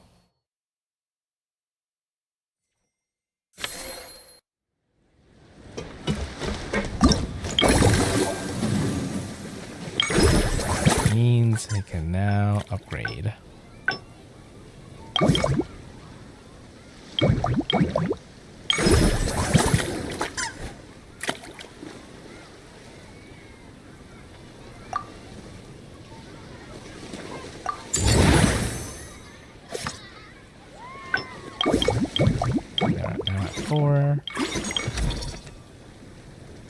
We finally got some new staff members. We need space for them.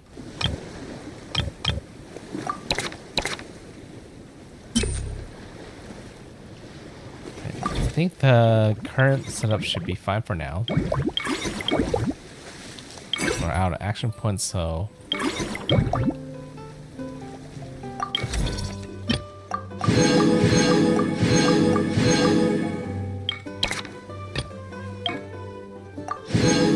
well, it's a lot for us to go. Next cycle. Slowly but steady.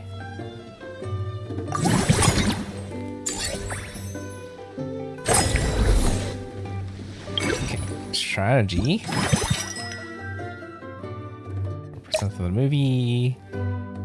Next employee session. That's like free training.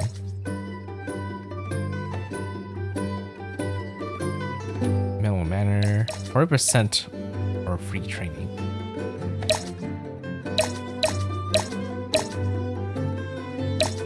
I think I'm gonna go with the revenue increase.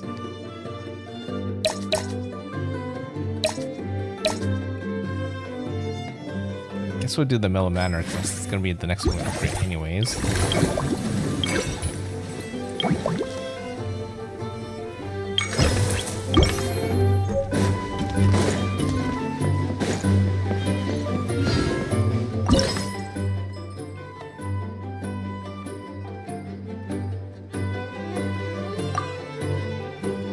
Expand.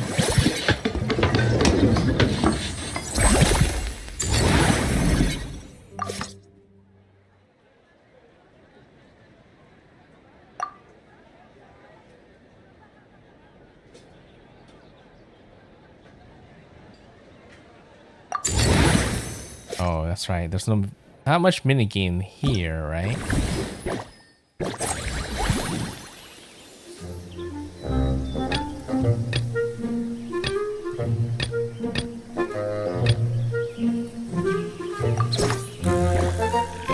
invite? 5?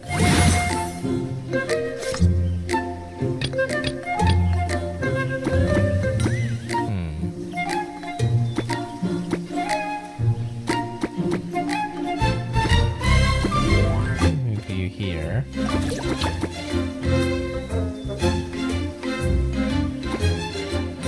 Cancel.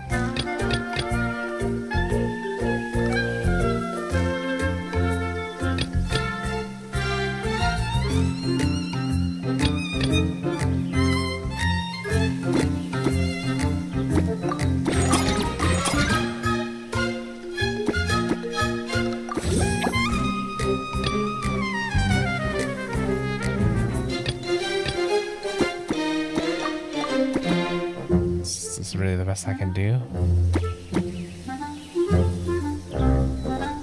I mean, it should be more than what I had before. It is a high satisfaction right now, so it'll work.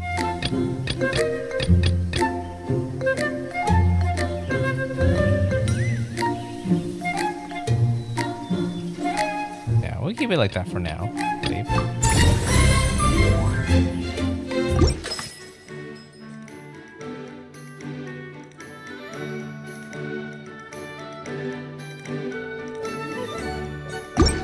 I'll get up here for now.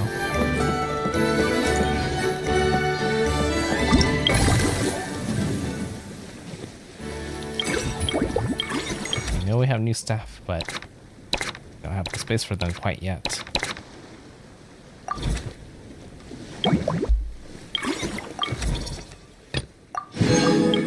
We just move on. Okay. Steady growth. Strategy. I feel like we have a lot of money, we just don't have enough action points. Go with the escape. Focus on upgrading that. This will be a little test run to know how much I can actually upgrade in one run.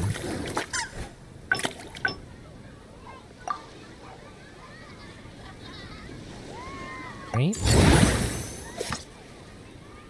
No, I can't upgrade this again.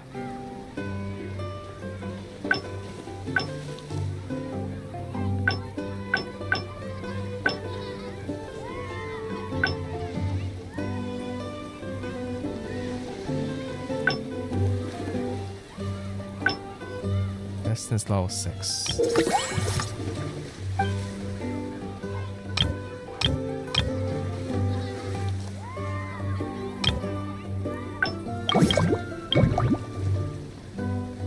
Kinda feels like I should just go ahead and upgrade as much as I can.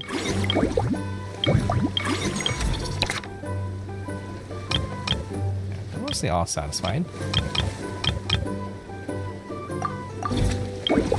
Yeah, if that's the case, then upgrade.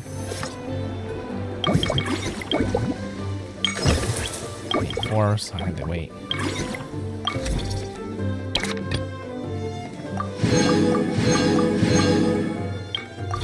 Wow, I'm still in the beginning part of all this. Next stage.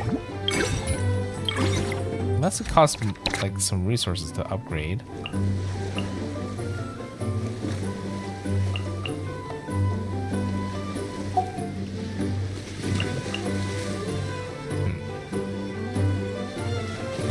Yeah, I don't think it does much quite yet. I'll probably wait.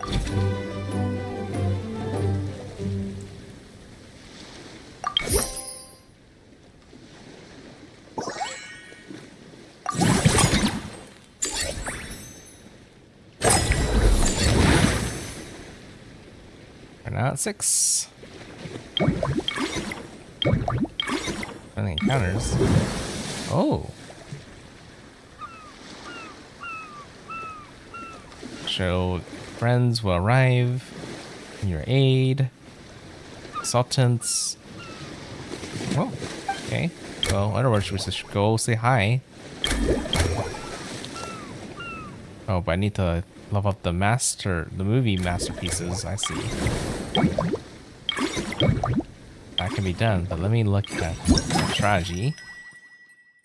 Compete one friendly encounter in the cycle. You will not consume any action points to unlock the next friendly encounter. Ooh. Except I don't think I even have another one. So in half the amount of action points the next time you expand any attraction. Random selects one of the following actions: upgrade facility, expand, recruit, join. The next time you perform this action, no action points would be consumed. Wow, there's a lot of interesting food options. Let's go with the middle one. Kind of focus on the movie masterpiece.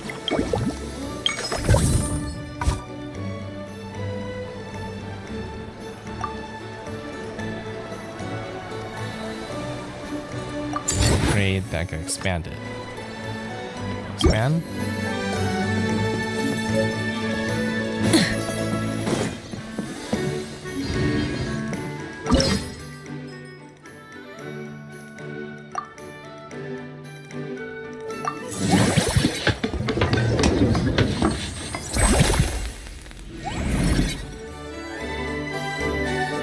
It's bigger now, but hopefully I can recruit enough people to handle the expansion. About to see. Really?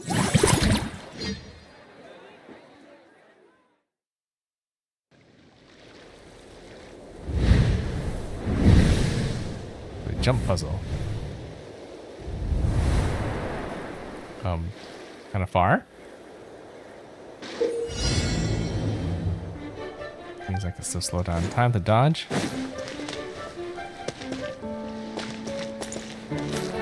Cool.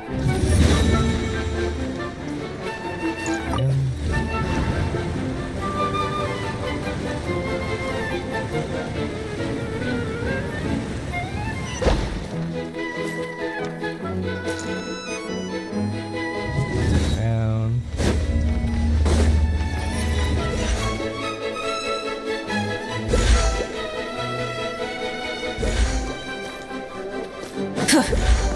No. Oh. A little too quick.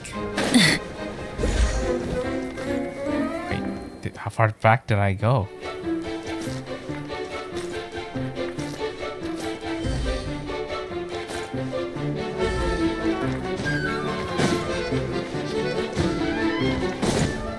Okay. Heart.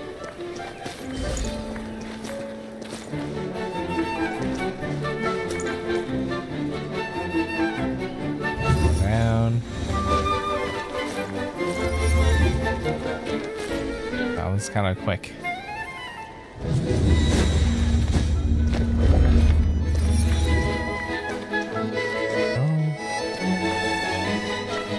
Gonna disappear part way.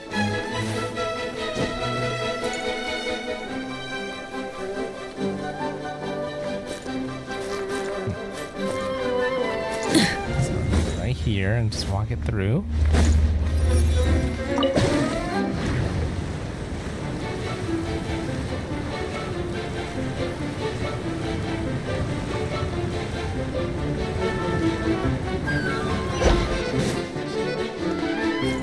I mean, that's probably not a bad thing. That's probably a bad thing. This. Okay.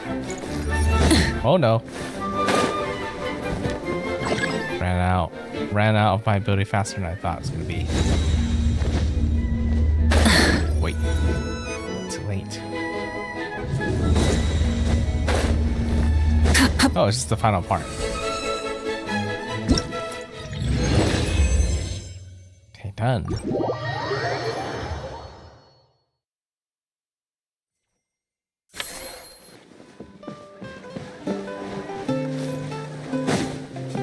Okay. Yeah, we probably have to hire people for this.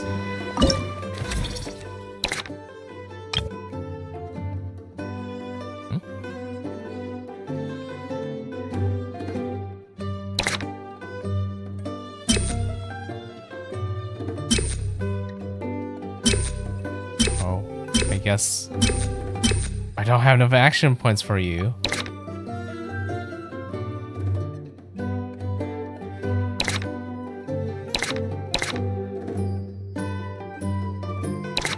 Oh, that's not gonna do well, but huh? Yeah, it's not gonna do well. I had to worry about hiring first before doing. I didn't realize it cost 4 to hire them.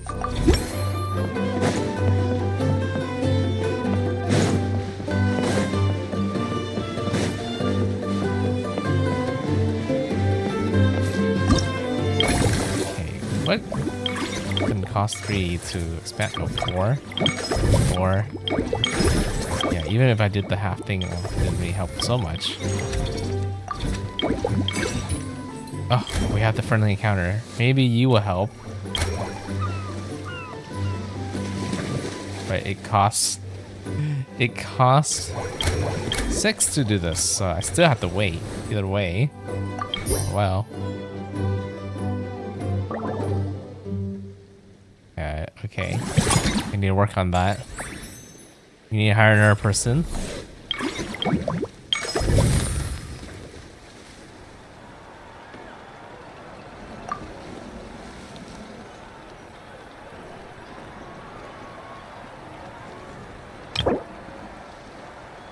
When do we get another person that we can add to this?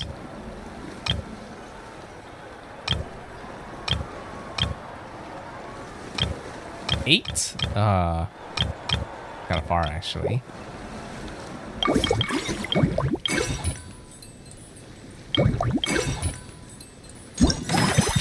Let's check out the food first. First thing is ban any attraction this cycle. You reduce the cost of upgrading the attraction by 90%. Ooh. Spend less than the 7 employee training sessions. Each time you spend funds this cycle, you're guaranteed to receive 20% in refund. Let's go with this. I don't know if I actually need training. I just need to hire those new guys.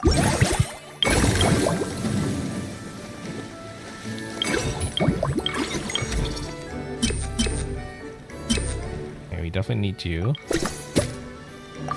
You're kind of, we're like max level already.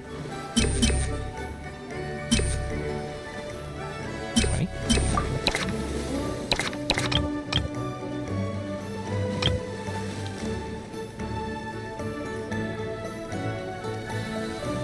Okay, move you, add you. Okay, meet the requirement now.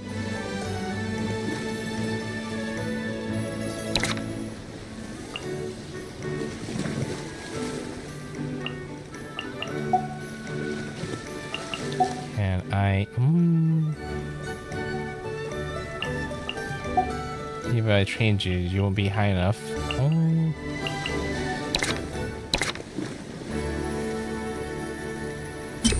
Check this guy, maybe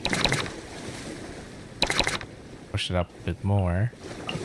I don't think I need you anymore.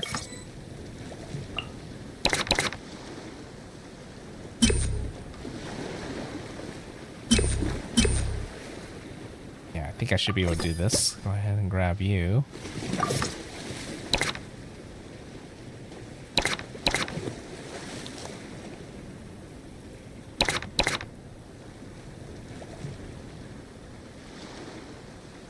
So I guess you do eventually need.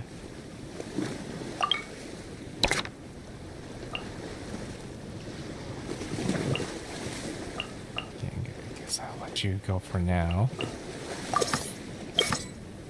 I'll train you. Okay,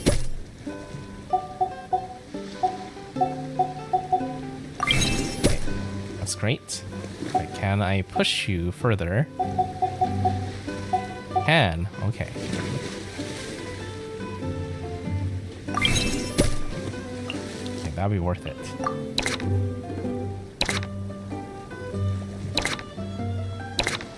Mellow Manor.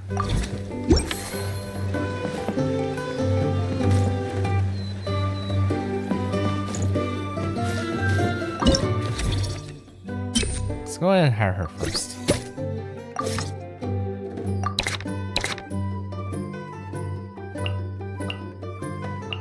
probably better to go with the employees first before you expand. And remove you.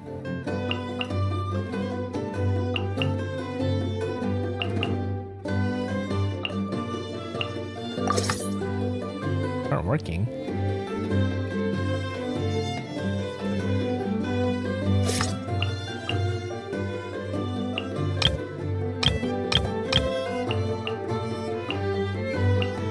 Oh, I need to go over here.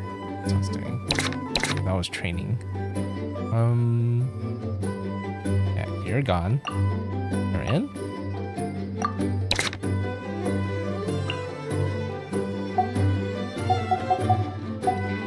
Okay, basic.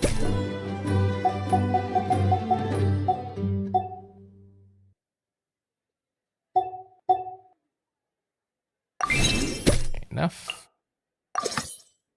Gone.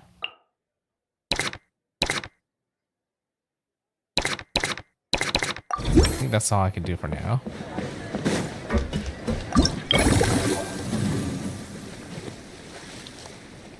Next cycle.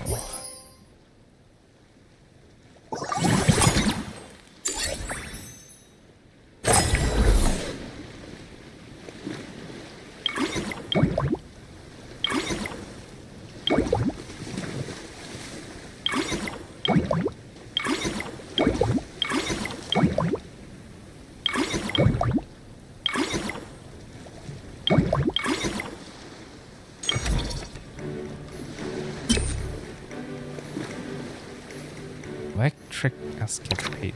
These? Yeah, you definitely could be improved. So maybe I'll work on hiring you and training you. These guys are a bit better too. Okay. Strategy? 80%. Trying to spend the cycle, you get 20% back. I'm not gonna care about that as much. Yeah, I think any of these would do since they're both kind of high.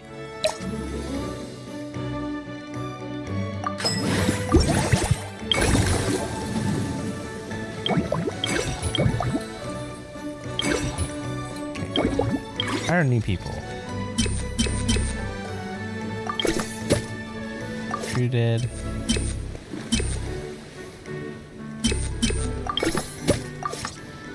Let's just get new people, okay?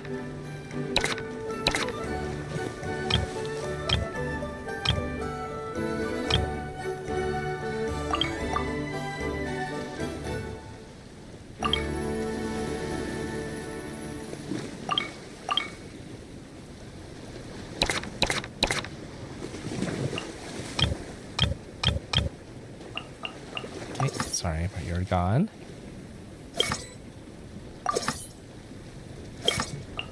Maybe one day we'll see you again.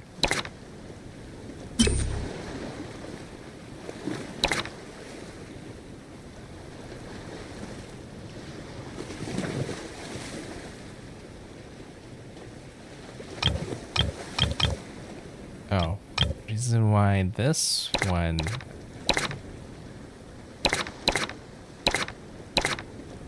I need to expand it. That's what I need to do.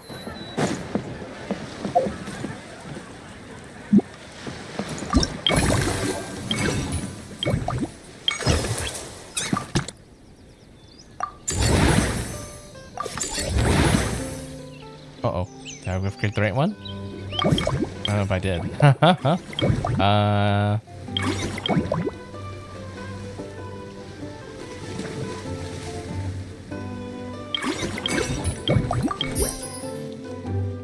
Wrong button.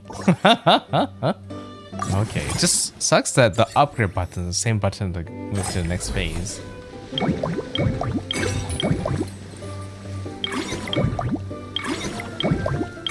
Well, can't be helped.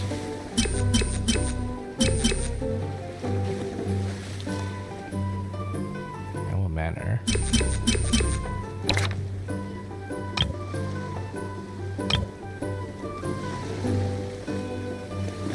I might have to replace Jala. see what we have. One friendly encounter in the cycle you won't not consume any action points. Oh. Spend half the amount of action.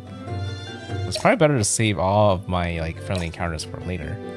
Spend half the amount of action points the next time you spend any attraction. Spend less every time you upgrade an attraction. I think probably the action is probably more needed.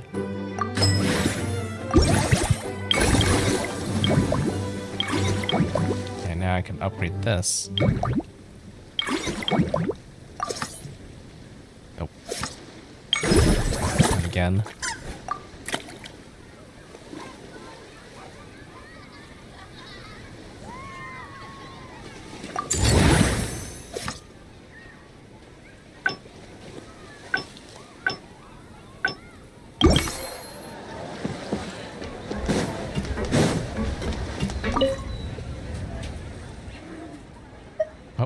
Sorry to bother you. I need to have a mech here to work here.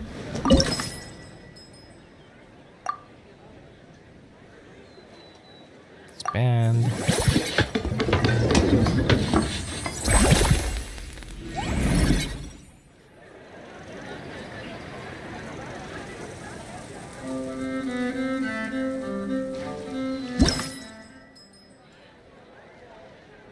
Okay, wait.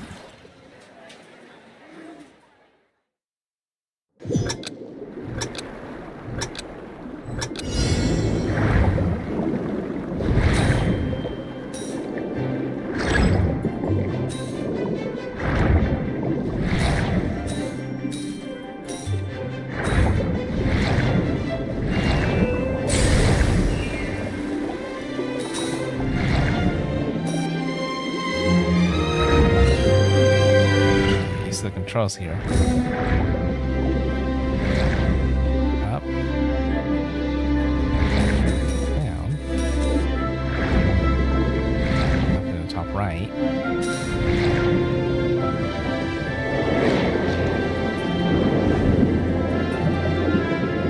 It should be much more easier now.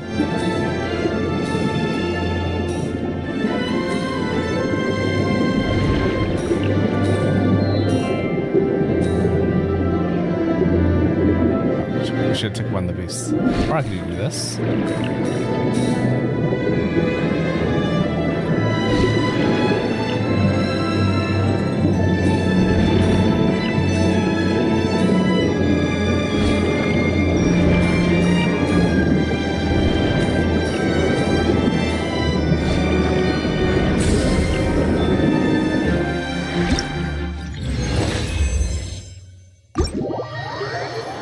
Okay.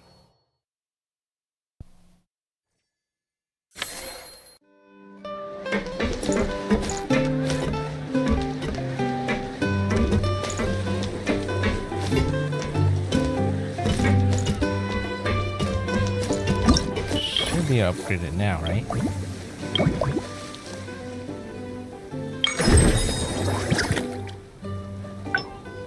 Before I do that, maybe I'll hire the person that I was trying to hire.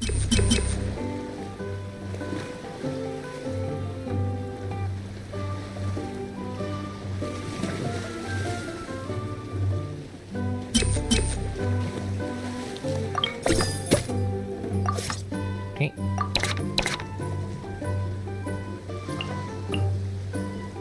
Let's go ahead and do some training.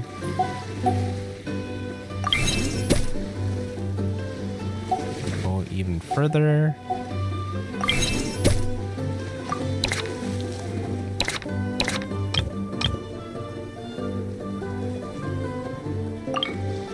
New person?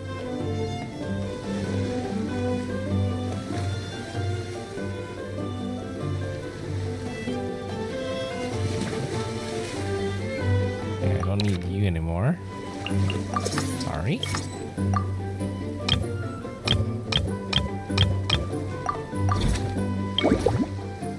Okay, upgrade this one next. Don't have any more right now, so I guess I'll let that go for now.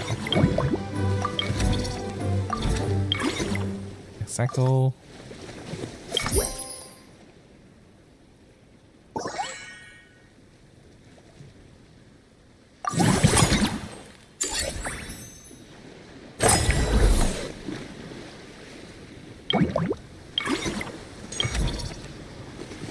Some of the older employees.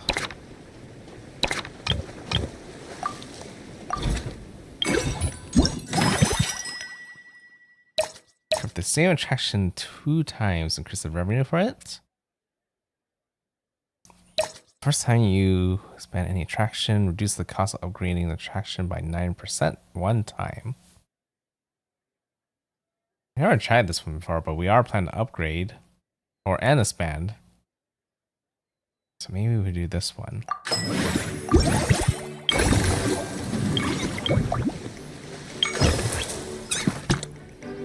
Okay, upgrade.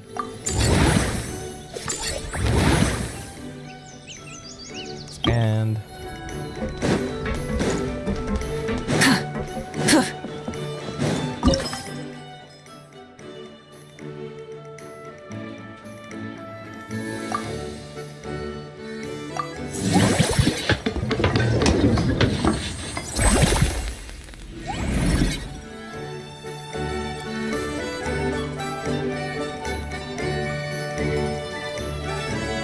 More space now.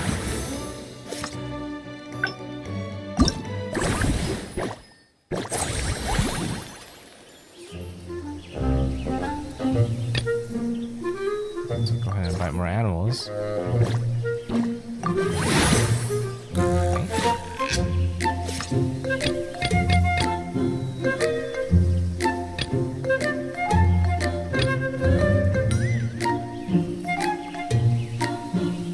Single 2, so maybe not quite that.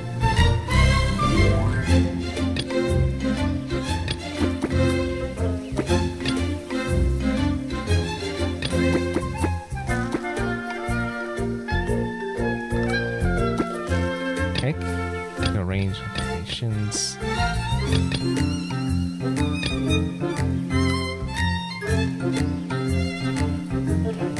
If I had that.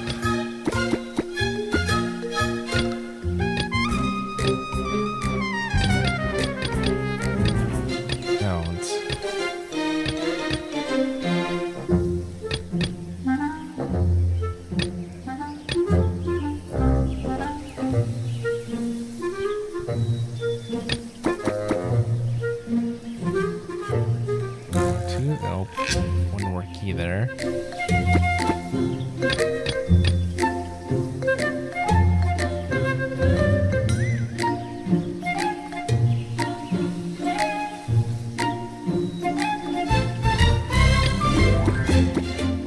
I want to play around with something real quick.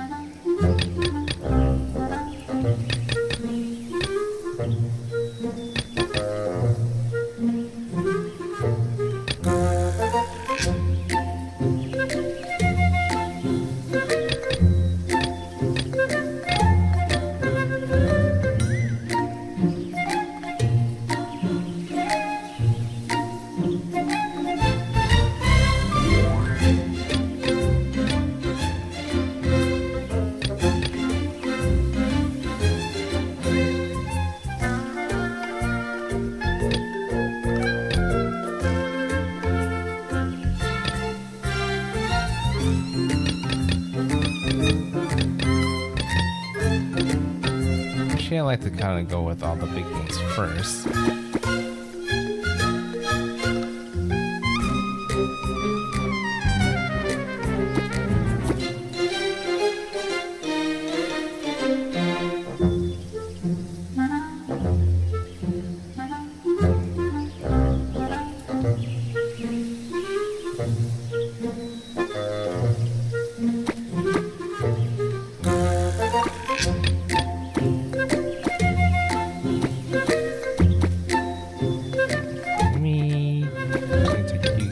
out. Do this instead.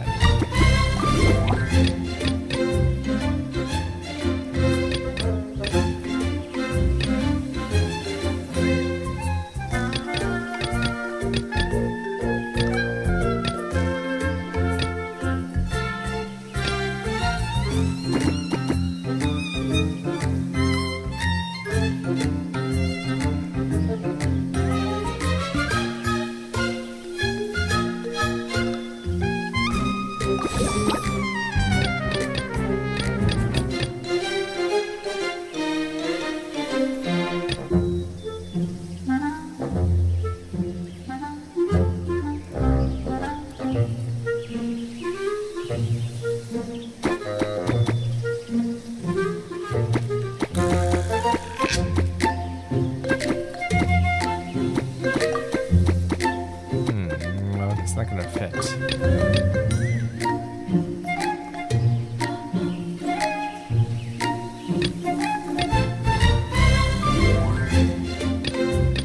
I just have to do this for now.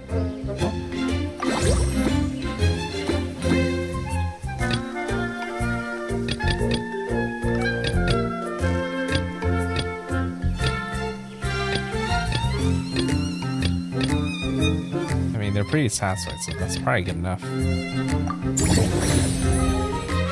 Okay.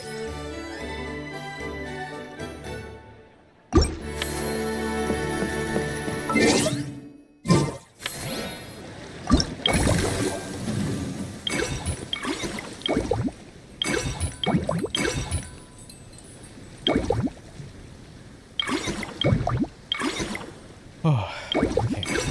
With the friendly encounters, this is gonna also still take a while. I'm not actually supposed to do anything else. I need to make sure they're properly trained.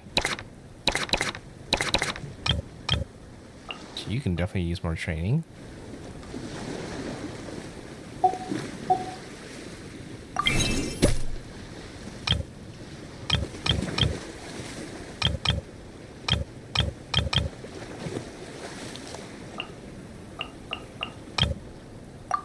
Should be fine. So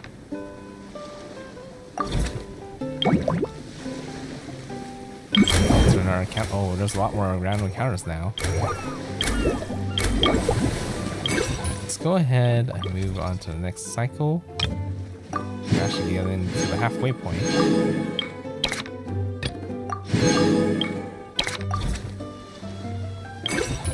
Yeah, next cycle. Looking better.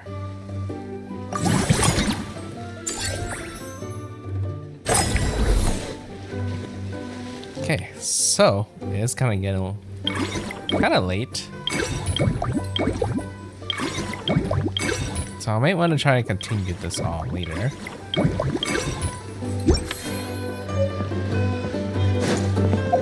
Got a lot of progress and I kind of know what to expect the rest of the way.